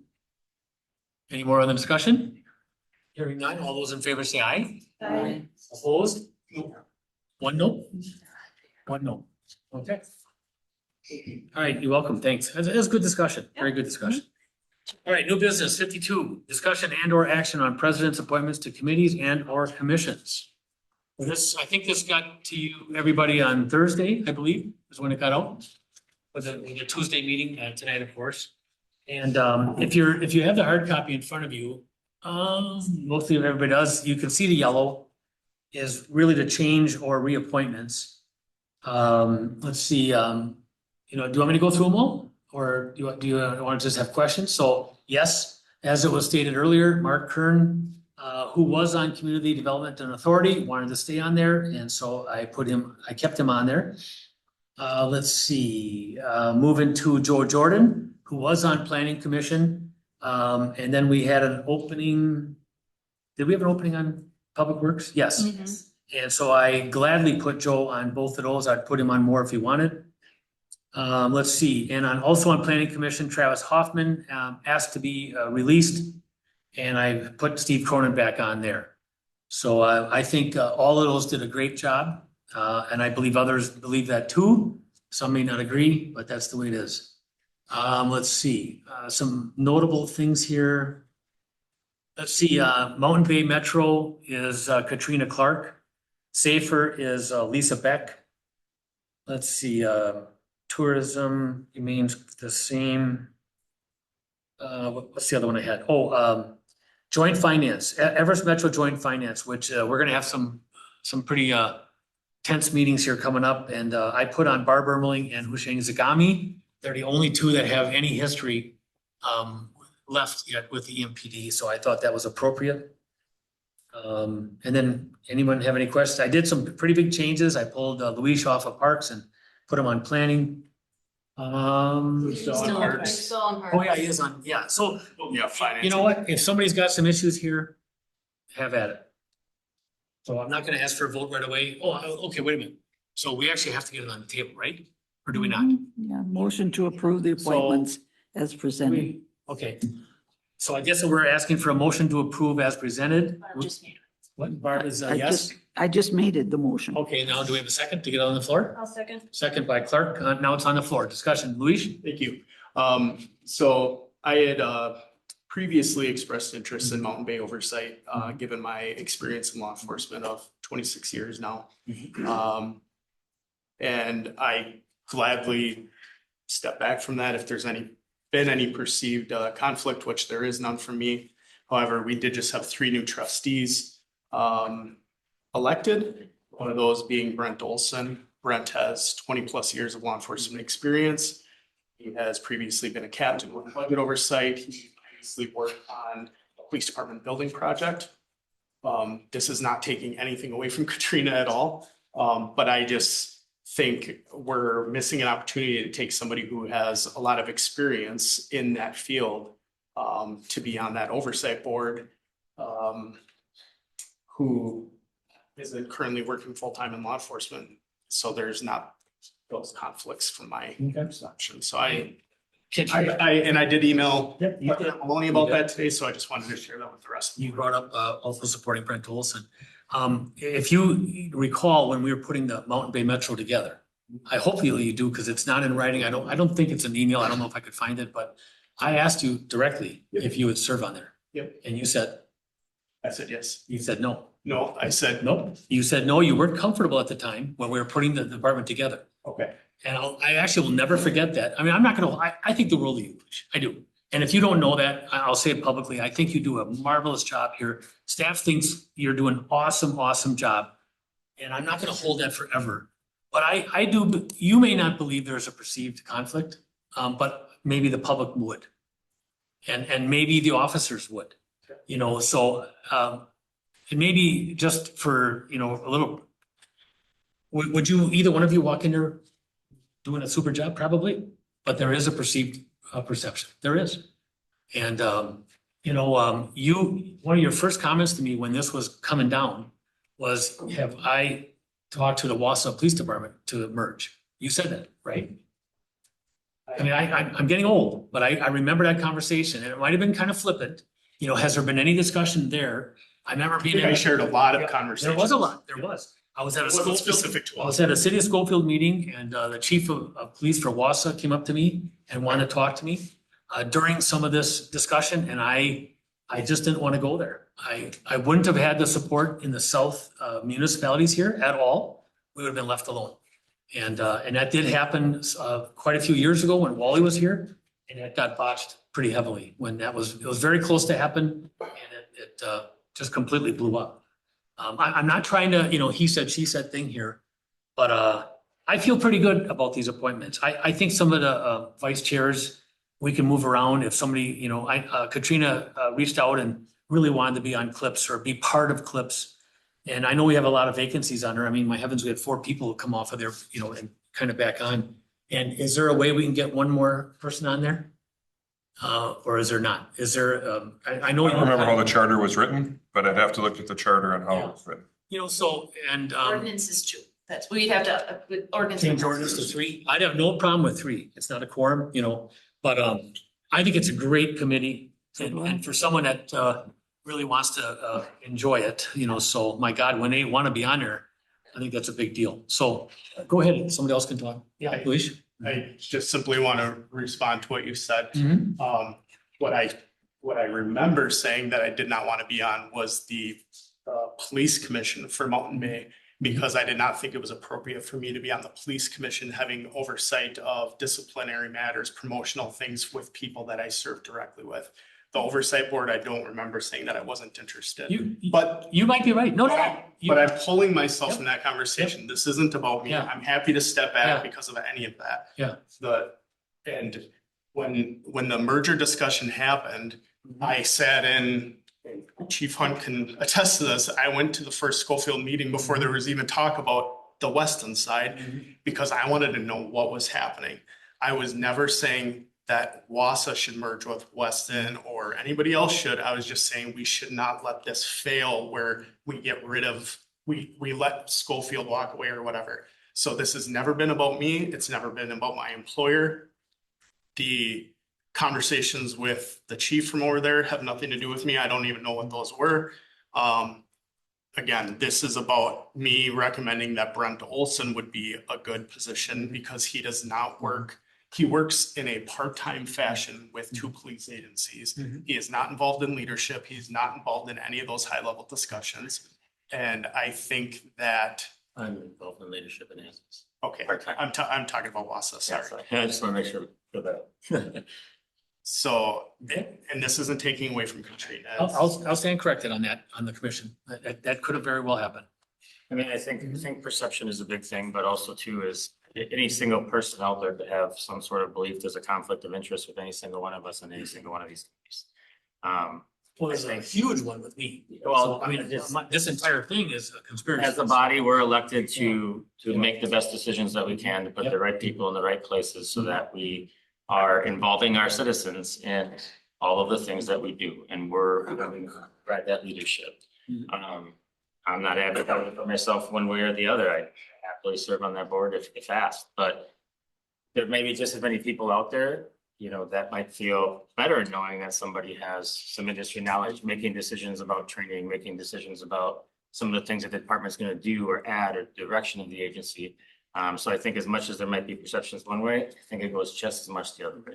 I go back to, I think it's on this body as the elected body of the residents to make the decision that we believe is the best and in the best interest of the residents. And is that going to satisfy everybody? It's certainly not. But I just think we should focus on that more so than just, all the perceptions out there. Anyone else? Oh, Lisa? Once this is confirmed, we get this set, did we put this on the site then? Yes. On Village of Weston, say, hey, we got some great openings, and we kind of Yes. promote those openings. Well, I wanted to bring that up because we are doing that and we have been doing that consistently. So, even though, some naysayers are saying we don't do that, that's just not true. We get a lot of our names from there often. And I actually, Stephanie was here tonight from HR Finance. I mean, she expressed interest. She reached out, I believe, to the village and to another member of a commission or committee. And I got her name to, hello, Jamie. She didn't change her name. Hello, and then you ran it through a course of interview, so that, other people could come in, because I was kind of surprised that we didn't have her in right away. And you said, no, I got a certain date that other names could still come in. And once that came in, no names came in, boom, she was on. So we've been doing that for a year and a half, 2 years at least, since you've been here. Just ask So, her. yeah, no. Just ask. No, I'm not Okay. actually answering you. So Okay. I'm answering the public, so. Okay, yeah, go ahead. Yeah, I also want to say that Public Works was posted. I actually reposted it on Nextdoor. And it's not a sexy committee to be part of, so it's not, No offense, Mike. Yeah, It's Although I like your not. shirt. I like your shirt the most impactful. But there's a lot of stuff that happens on the committee, but it is not the one that people see out in the public because it's dealing with stuff that's underground most of the time. But it's a huge part of everything that we do in the village. And I will also say, if Mark was against appointing people who have disagreed or expressed critical opinions of him. The fact that Lisa Beck was appointed to CLIPS after she spoke at several meetings about a wide array of topics. But when she put in her name to be considered for that committee, she was posted. So I think that speaks to Mark's interest in having a variety of opinions on the board or on the committees. And just for the record, Joe didn't run for an elected position this round. So he was taken off of as a trustee because he just didn't run, not because he was not voted back to the board. So I think there's nothing wrong with the fact that he was put back on the planning commission. He's held that seat for 100 years. And he's good at it. But publicly, that doesn't play as well. Out in the public, that kind of story doesn't play that well, where another story that, vote the old people out, that's the way to go. So, and of course, it's a hell of a lot of sarcasm, but I'm very much used to it. So, okay. I think this is one of the freshest starts I've ever seen. And I've come into this board 3 times, and I came in, new blood, old school, the good old boys club. I've used all the same phrases, not quite as sarcastically, but that's how I came in. And I remember this last time around, when Wally and I came in, Barb and O'Shane, you probably didn't even know who I was. I know you did. Well, You had no clue, because I came in with such a head of steam, it was unbelievable. And I calmed down, which I believe everyone does at a certain point. I believe, Luis, after time, you go, oh, here we go. And, to get the compliments and the accolades that you get on serving on the committees and commissions and as a trustee from everyone I know, is testament to that. So anyway, enough said. Anybody else, on these appointments? Lisa? No? No. Luis? So I just want to confirm that I respect that these are your appointments to make and recommend.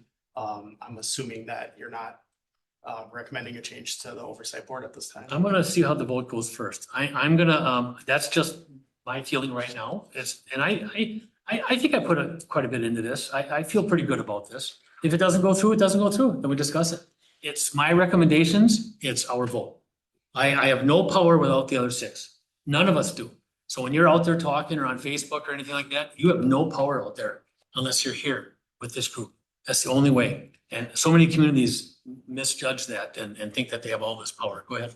well, I guess I just, and you've asked me, I have, other than the finance, I have pretty much been all over this board. And Mark has asked me, I was on the parks, and you wanted to be on the parks, and so did Kearns, I think it was, if I would be willing to step down. And I said, fine. I don't have like I said, on finance, I've been on it a long time. I am no longer the chair of it. That's fine. I like clips, but there's only so many appointees. And I guess I wouldn't have a problem with Olson being in that position. But I don't have a problem with Katrina being on it either, so. If it becomes this is not in stone. This doesn't wait a whole year. This thing is fluid forever. And if somebody wants to bail or it's not working out for them and they want to make a change, we can certainly do that. I guess So- what my comment is I would not vote for the change if Katrina was not willing to take another position. That would be my. Well, I didn't call him. Well, I did talk to Katrina this weekend, and Lisa happened to show up at Safer, which was pretty wild because I talked to her about it then, and I just thought it was quite amazing that she was there. And I've only had one trustee ever tell me that they were passionate about where they wanted to serve, and he's sitting right there on parks. You told me you were passionate about the parks and the national parks, and I'll never forget you saying that because you really wanted to have parks. So that's why I bent your ear on that. So Yes. anyway, can we just run this through a vote, or do you Well, not want to do a vote? I have one last thing. Yeah, go ahead. So, again, I respect these are your appointments. With that, I would request that you remove the appointment of me from the planning commission and give that to somebody else. Wow. That's my request. So that used to be, that used to be this position. So this position used to be the planning commissioner, president, whatever, chair. And I think I was the first to pull off it, or Wally wanted me to chair it, you know, even though he was president. And then I pulled myself off of there too, because I just felt it was better that a trustee should be in there. So you want to be pulled off.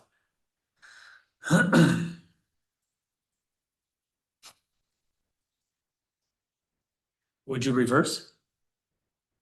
I don't know what that means. Would you reverse with Husheng? Husheng chairs and then you vice chair? No, I'm asking to be. Oh, be completely removed. Okay. We can still make. All right, with that being said, I mean, do we want to run it through a vote or do you want me to try to make a change right now? Even though we have a motion and a second on the floor to approve this, right? I would also, So that needs to be amended by who made the motions? Ermeling and Clark. Clark? Okay, so it would actually have to be amended by them to make that amendment. I would also make a point of order that our Weston Municipal Code says that these appointments be made at the first meeting in May. Yes, and there was a reason for that, was because of something with safer, I think, or something that their terms were different, and so we changed it to May 1st. And the citizen appointments are still till May, but if we don't do this now, then the new trustees don't, then we are short on committees. So we are early. A whole new set we have to shift. Yeah. I respect that. I'm just pointing out that that's what our ordinance says, and we should probably make a change to our ordinance. Yeah, I would I agree with noticed that. that too. I would say the first available meeting. See, already now we've made this change that we don't actually have the last trustee meeting with the old board. Other than that special one, but you know, this would have actually eliminated that special one. Right. And we would have went right to the new board, which I think is way better. Well, I think So- that was one of the reasons the May Mhm. 1st was Yeah. there too, and safer. Yep. Okay. Well, however we do, however we figure this out, but I don't think if we go to a vote now, I don't know how we would vote. I know the motion is to just approve it as it's written, but clearly there's a lot of people that don't want to approve it as it's written, so I don't know if we. Who? Well, I mean, everybody's got different opinions and thoughts, so Okay. it seems like there's not gonna be. We can still vote and Let's see see if where it goes. falls, I guess. Let's Well, see if it and goes. then you can always resign from that committee. There you go. We just request a roll call vote if we do go to Yep, vote. let's do, I'll request a roll call vote if there's no more discussion. Clerk, call the roll. Maloney, Yes. Beck, Yes. Clark, Yes. Ermeling, Yes. Lopes Sorrow, no. Olson, No, Zagami. Yes. Okay, so it passes 5-2. I will work with this board on getting this figured out, and I don't want to be a heavy hand on this. It certainly wasn't decided that way at all. So it wasn't done on how close you live to me at all, so, or how good I know you. All right, so motion approved 5-2. It is as it is. And then, well, I'll take that request to come off of planning too. Okay, and I'll start working on that. 53, discussion and or action on approval of proclamation 2026-001 Arbor Day observance. What's your pleasure? Motion approved by Olson, Second. second by Clark. Anything on the discussion? Hearing none. All those in favor say aye. Aye. Opposed? So carried. 54, discussion and or action on graphic master plan for Mockbuehler Park. It's your pleasure.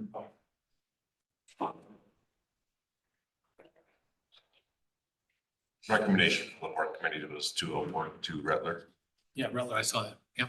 10,500. Move to approve. Move to approve by Zagami, I'll second. second by Clark.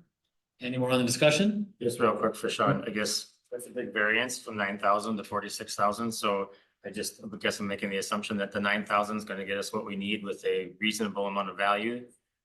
You know, cause I mean, Yeah, I I don't see mean, that much variance generally when you're asking for the same thing. And no, so- I know, and it's just in the details of a lot of it's in the details of what they submitted as far as what they would complete with it. Okay. It's not just, we lay out what we need them to do, and then sometimes they read into it and then do what they want to do. But yes, that's a huge, we've never seen that before. When we put it out for the Mockmuehler and Prohaska ones, I mean, there was not that big a variance, but there still was, you know. I just wanna make sure we're getting what we need and we won't in like 6 months decide this isn't what we wanted and we need to do more. Yeah, and we've worked with both of the consultants. We worked with Butler on the last two, and then we've worked with JSD. They did Yellow Banks and Kelly Land back in 2016 or so. Yeah, and I'd say that 46,000 was kind of the anomaly. The next highest was 20,000, so everybody Well, else. 46 is, Yeah, that 46 was more than. whoever's bidding, double maybe the I'm next close person. and maybe I'll get it and I'll make a ton of money. Well, the other thing is you gotta look where they're based out of. Mhm. So if they're making trips, they're gonna have more expense in just getting people here, et cetera. Like I said, I just wanna make sure you're content with what we're getting. That's what I was going for. He's not gonna, Go ahead. he's not gonna give us anything more than $10,000. If we get to the point he wants extra, he's gonna do extra, he's gonna ask for money. And that's just given, that's the way it is. Okay. All right, no more discussion. All those in favor say aye for Reichner. Opposed? So carried. 55, termination of development agreement, ABC Weston LLC, 3200 Schofield Avenue, A, resolute, does that go together or two? That goes together. They go together. Yep, A, resolution number 2026-013, a resolution authorizing termination of development agreement, second building with ABC Weston LLC. What's your pleasure? I'll make a motion to approve resolution 2026-013. A motion to approve by Clark, Second. second by Beck.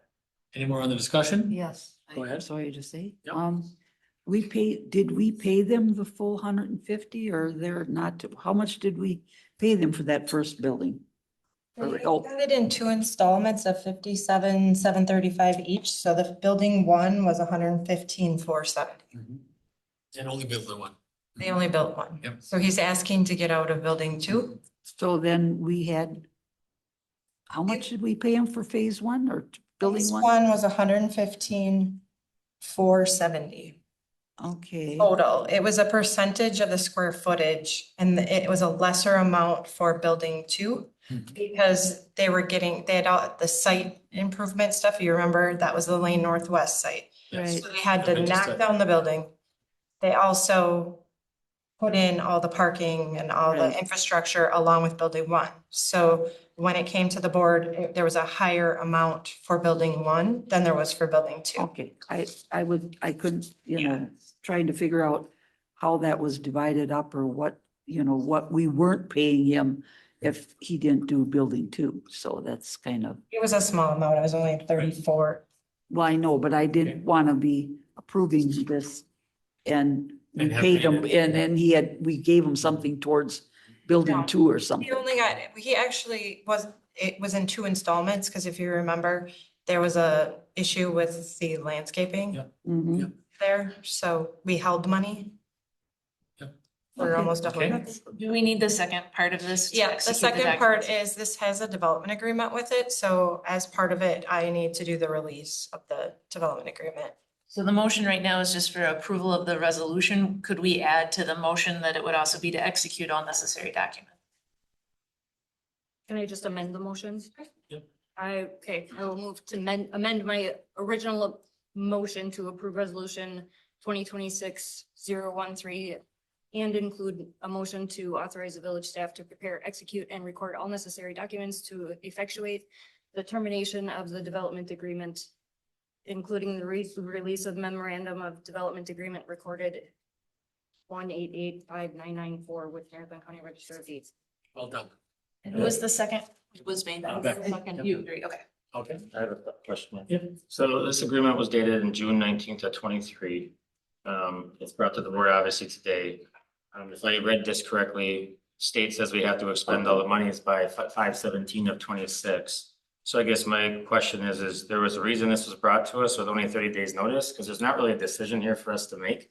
We can't modify it. We can't say, nope, tough, stick with it because you signed the contract. There's nothing we can do. Because 3 weeks isn't enough feasible time for him to go build a building so that we can give him money. We entered into the commitment. It's no different than the ones that, all the items that we're dealing with TIF number 1. The commitment was made before the expenditure period.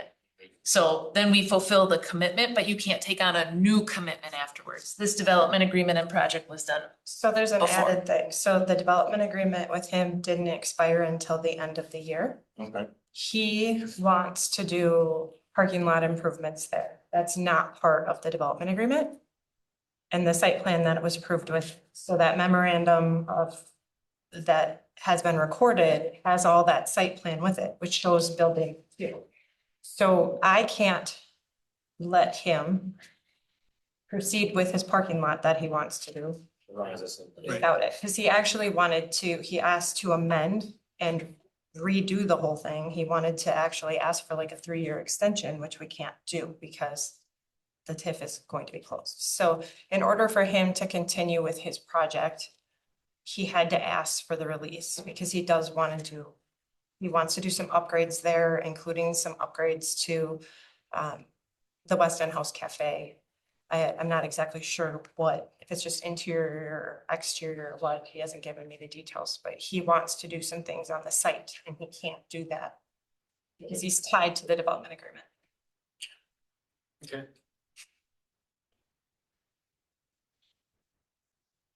All set?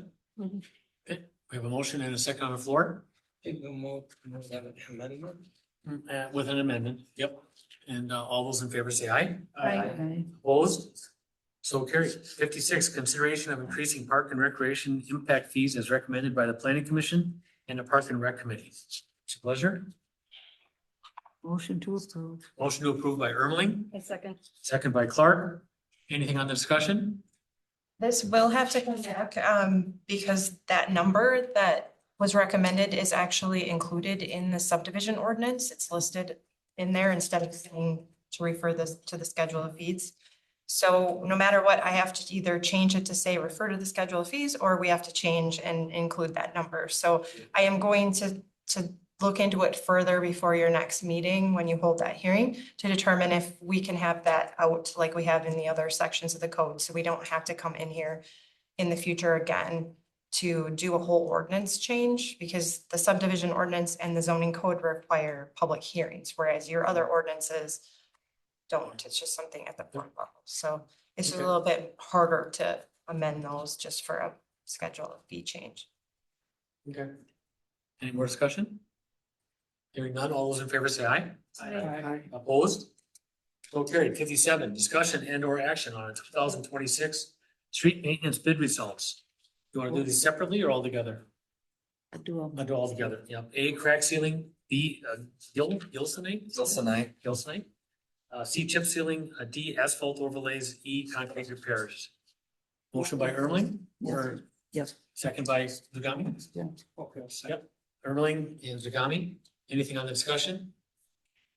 Hearing none, all those in favor say aye. Aye. Opposed? So carried. 58, discussion and or action on replacement plow trucks number 9 and number 10. What's your pleasure? Move to approve. Move to approve by Zagami. There's 2 motions there. Trustees, I mean, do you want the first one or the second one? Two trucks or 1 truck? What's his hand? I thought we made a decision at the public work to do 2 of them. So the Correct. first, the top. So the top one was the Public Works Committee motion. Okay. Question, do I have to wait? Go ahead. I'm just waiting for a second. Can I get a second though? Second. Second by Ermeling. All right, Beck? Now I can ask my question. Yep. Okay, so the second truck, that's next year's budget, 2027? Correct, yeah. So we would borrow the money together. One is kind of this year and one is next year, but we're borrowing it together. So then if something happens next year, like we already spent the borrowing for the truck for equipment kind of, or? Yeah, so it kind Okay. of gets allocated. I mean, truth be told, when we borrow for a truck, it's for the chassis and the body. If we ordered the chassis tomorrow, we'll get them probably around Halloween, between Halloween and Thanksgiving. So essentially, we'd be paying for the 2 chassis in 26, and then the truck build more than likely would be a 2027 expense anyways. So I guess generally, when phrase it. So the actual expense would be 2 chassis in 26 and the truck build, the bodies in 27. So, yes, it'd be 2 trucks, I guess, but the actual expense likely is chassis 26 and like the plow, the frame, the dump body, the salter, those things then get put on by a truck builder, or as we're proposing, one gets built by the truck builder and the other one staff would build throughout 2027. Okay. So the motion is on two. Two, yes. The 2 chassis, yeah. Okay. Any more discussions? I have one question and one quick thought. The $300,000 for the truck, it seems like we underestimated when we put together the plan, because I mean, even if we just did one truck chassis right now on the upfitting, I mean, we'd be over the $300,000 by what, $50-ish thousand? Yeah, I usually try to factor in the sale then of the truck. Okay. So, you know, Brian figures we'd get probably 70 to 80,000 for the sale, so I guess we try not to, if we budget for the entire full price and then we sell I guess we're trying not to over borrow. Yeah, I understand that. And I guess my thought would just be simply of, not related to this, and the, need of this or not, is I don't love the idea of just early in 26 committing money in 27. We have a long time before 27 comes around, and who knows what happens between now and then. And that's a big chunk of money to allocate 9 months early. That's just my only thought.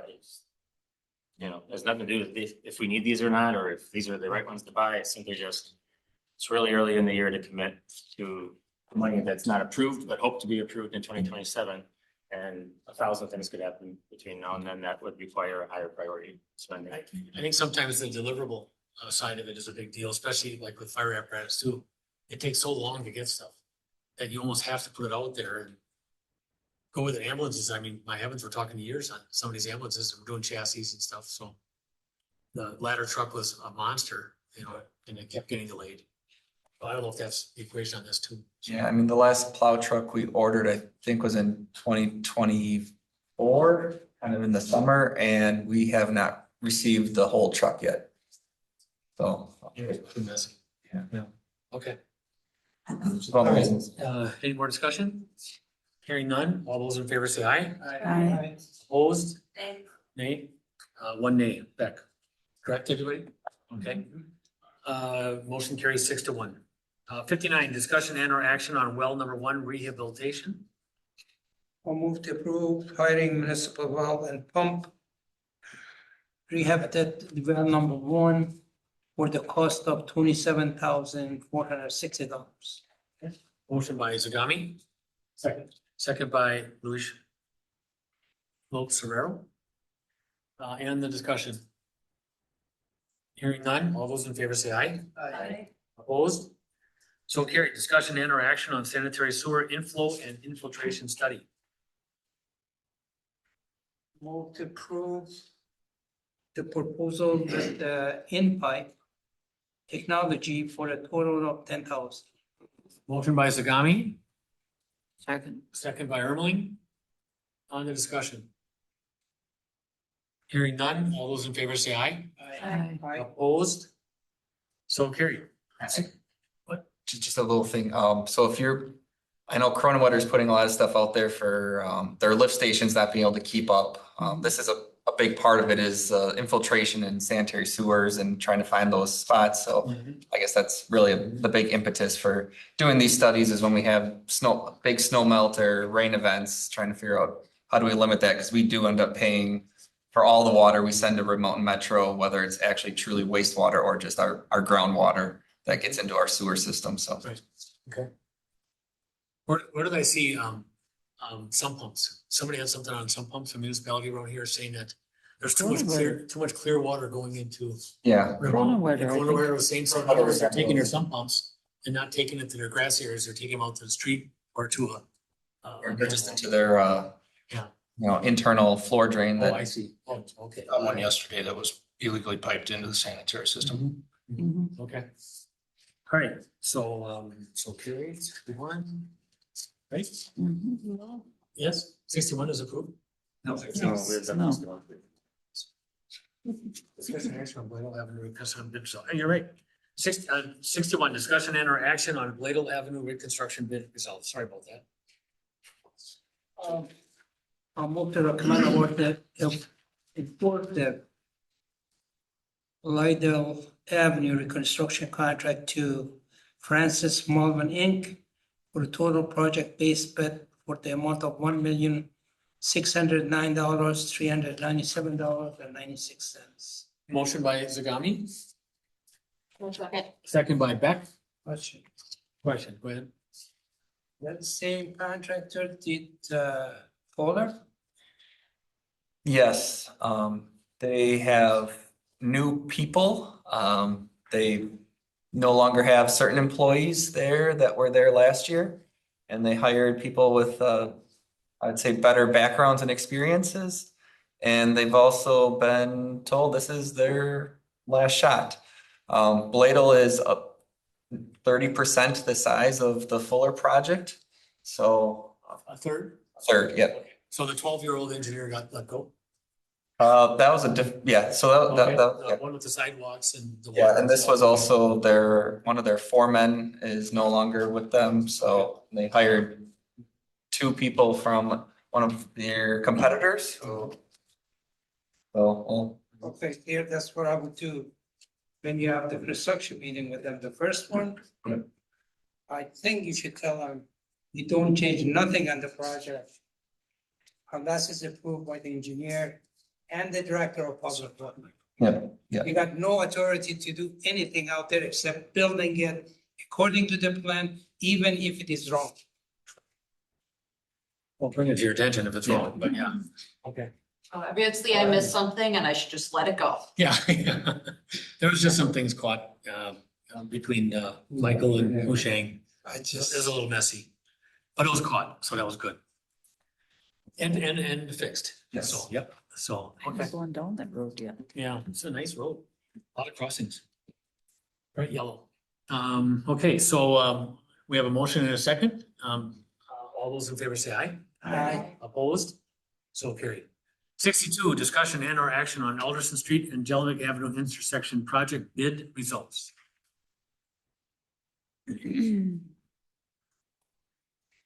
Okay, motion by Olson, A second. second by Clark. Anything on the discussion? Hearing none, all those in favor say aye. Opposed? So carried. Let's see, motion to move to closed session pursuant to Wisconsin Stat 19.85, parent 1, parent G.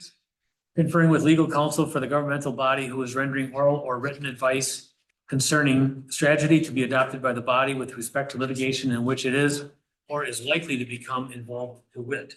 Notice of claim for rescission and recovery of unlawful taxes. Ascent Funeral Home and Spiritual Center, Inc. And move to closed session pursuant to Wisconsin Stat 19.85, parent E, parent 1, parent E, deliberating or negotiating the purchasing of public properties, investing of public funds, or conducting other specified public business. Whenever competitive or bargaining reasons require a closed session, to wit, appraisals and right-of-way purchases for Alderson Street and Jellicoe Avenue intersection project. We need a motion? Or, A motion, well, yeah, motion to go, motion in- to approve yes, go into closed session. by. Go ahead. Yeah, I was just gonna read it all here, I suppose, or you I read read it. the whole thing. Yeah, you read it. So Motion by motion to Kirk. go into closed session pursuant to Wisconsin statute 9.85, parent 1. Motion by Ermeling, second by Clark. She's closer to me, That's sorry. fine. All those in favor, roll call vote, sorry, roll call vote. Maloney? Yes. Beck? Yes. Clark? Yes. Ermeling? Aye. Sarao? Aye. Olson? Zagami? Yes. Okay, we're taking a 4-minute break. Sorry, Can I walk sir. around a little bit? Yeah, we're gonna have a 2-minute, 5-minute break, yeah. 5 minute break, okay, Sorry, then I can take a walk. It's been like 10 minutes, I was floating here too. Yeah, instead of that was my. Oh, good. Well, you can leave, I mean, it's not just. I know, but I mean. Yeah. It's just kind of rude to get up in the middle of the meeting and walk out. Oh. Oh my God, did I need that? Oh, I did too.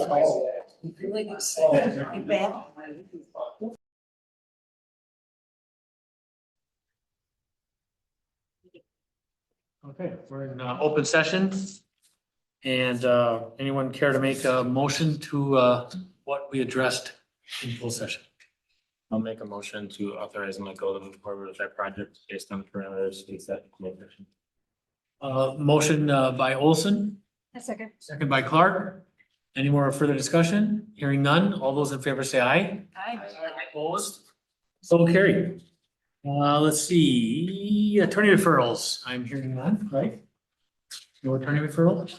Administrative referrals? Anything for Jamie? Remarks from trustees? Let's go, Luis. Just two things. First off, sorry if it felt performative. I do not wish to resign from the planning commission. I just wish to put that out there when you guys are making the appointments. Mhm. I was appointed. I'll happily serve where I was asked to be. If you change your mind, you change your mind. As far as the comment about being part of the good old boys, I think it's hilarious to consider that I probably am the one person that challenges Mark the most on this I board. was sarcastic. No, I'm saying. I know that. I'm the being public sarcastic right comments now. That I am considered a good old boy when anyway, and I don't live anywhere near you. I didn't know where you live. I appreciate the consideration for the vice president, and I didn't ask for that. That's something that you decided to do. I will continue to do what I think is the best, and I'm sorry if I'm a good old boy. And I'm bummed that I didn't get to say that when people were here, but anyway, I'm done. All right, Brent? Just a couple of things. I'm happy to be here. I'm happy to have been elected. I'm looking forward to the next couple of years. And then I guess just something I wanted to put out there for consideration. I'd like to see us do something similar to what we do with the department head reports, where they give the report, but then we give them a few minutes to highlight anything of importance. I'd like to see us do that also with the citizen committees, and have the chair of each committee just, if necessary, highlight what was discussed, or if there's an important topic that you think we should know. There are going to be times where we don't obviously vote in accordance with the committees, but I think it's just very important that they know that we are always considering their input. And I think that's a great way to do it versus just kind of glossing over them and say, hey, everybody read these. Because again, we had between the two, 850 some odd pages to go through. So I think it'd be nice just to have each of us as chairs highlight the most important parts that we think the body should know, just to make sure that we're all getting all the information. That's it. That's a good thought. I agree. Yeah. I mean, Jamie, you brought that up. I don't do enough with Mountain Bay Metro and Safer. I don't bring that up back enough, and I should. So. Yeah. Go ahead. Any remarks? I just want to say thank you to the staff who has entertained all of the billion questions that I have asked. Because I do sometimes feel like I am being a burden, and I don't mean to be. My interest is truly to learn and understand things. So I just really appreciate that and your attentiveness in answering all of our questions. Well, I'll speak for Lisa too, because I know she asked a million questions as well, but I really do appreciate the information you guys have given us, and you've been so open and forthright that it really has opened my eyes to a lot of things. So thank you. Lisa? Everything she just got done saying. You don't? And I'm telling you, I'm probably still gonna keep asking questions. Good. I'm not asking like, You should. because I'm like being negative on anything. I just truly don't understand, and that's why I ask what I ask. Engagement, staff sees the engagement and they very much appreciate it. And I know sometimes I haven't been or aren't. But when staff notices or others, like this board notices somebody not engaged and just going through the motions, and you hear them outside of a meeting say it's just a car payment, that's really disappointing. So that's good stuff here. And I've heard it a lot of times over the years. So a lot of times. Well, Shane? You're good? Okay. Lisa, I didn't mean to cut you off. No, that was it, but I do like Brent's question. That was something I was looking at, Yeah. is I think that would be a great idea, just in 1 or 2 minutes. But I know the meetings get long, but I think that would bring a lot in. No, I agree. Go ahead, O'Shea.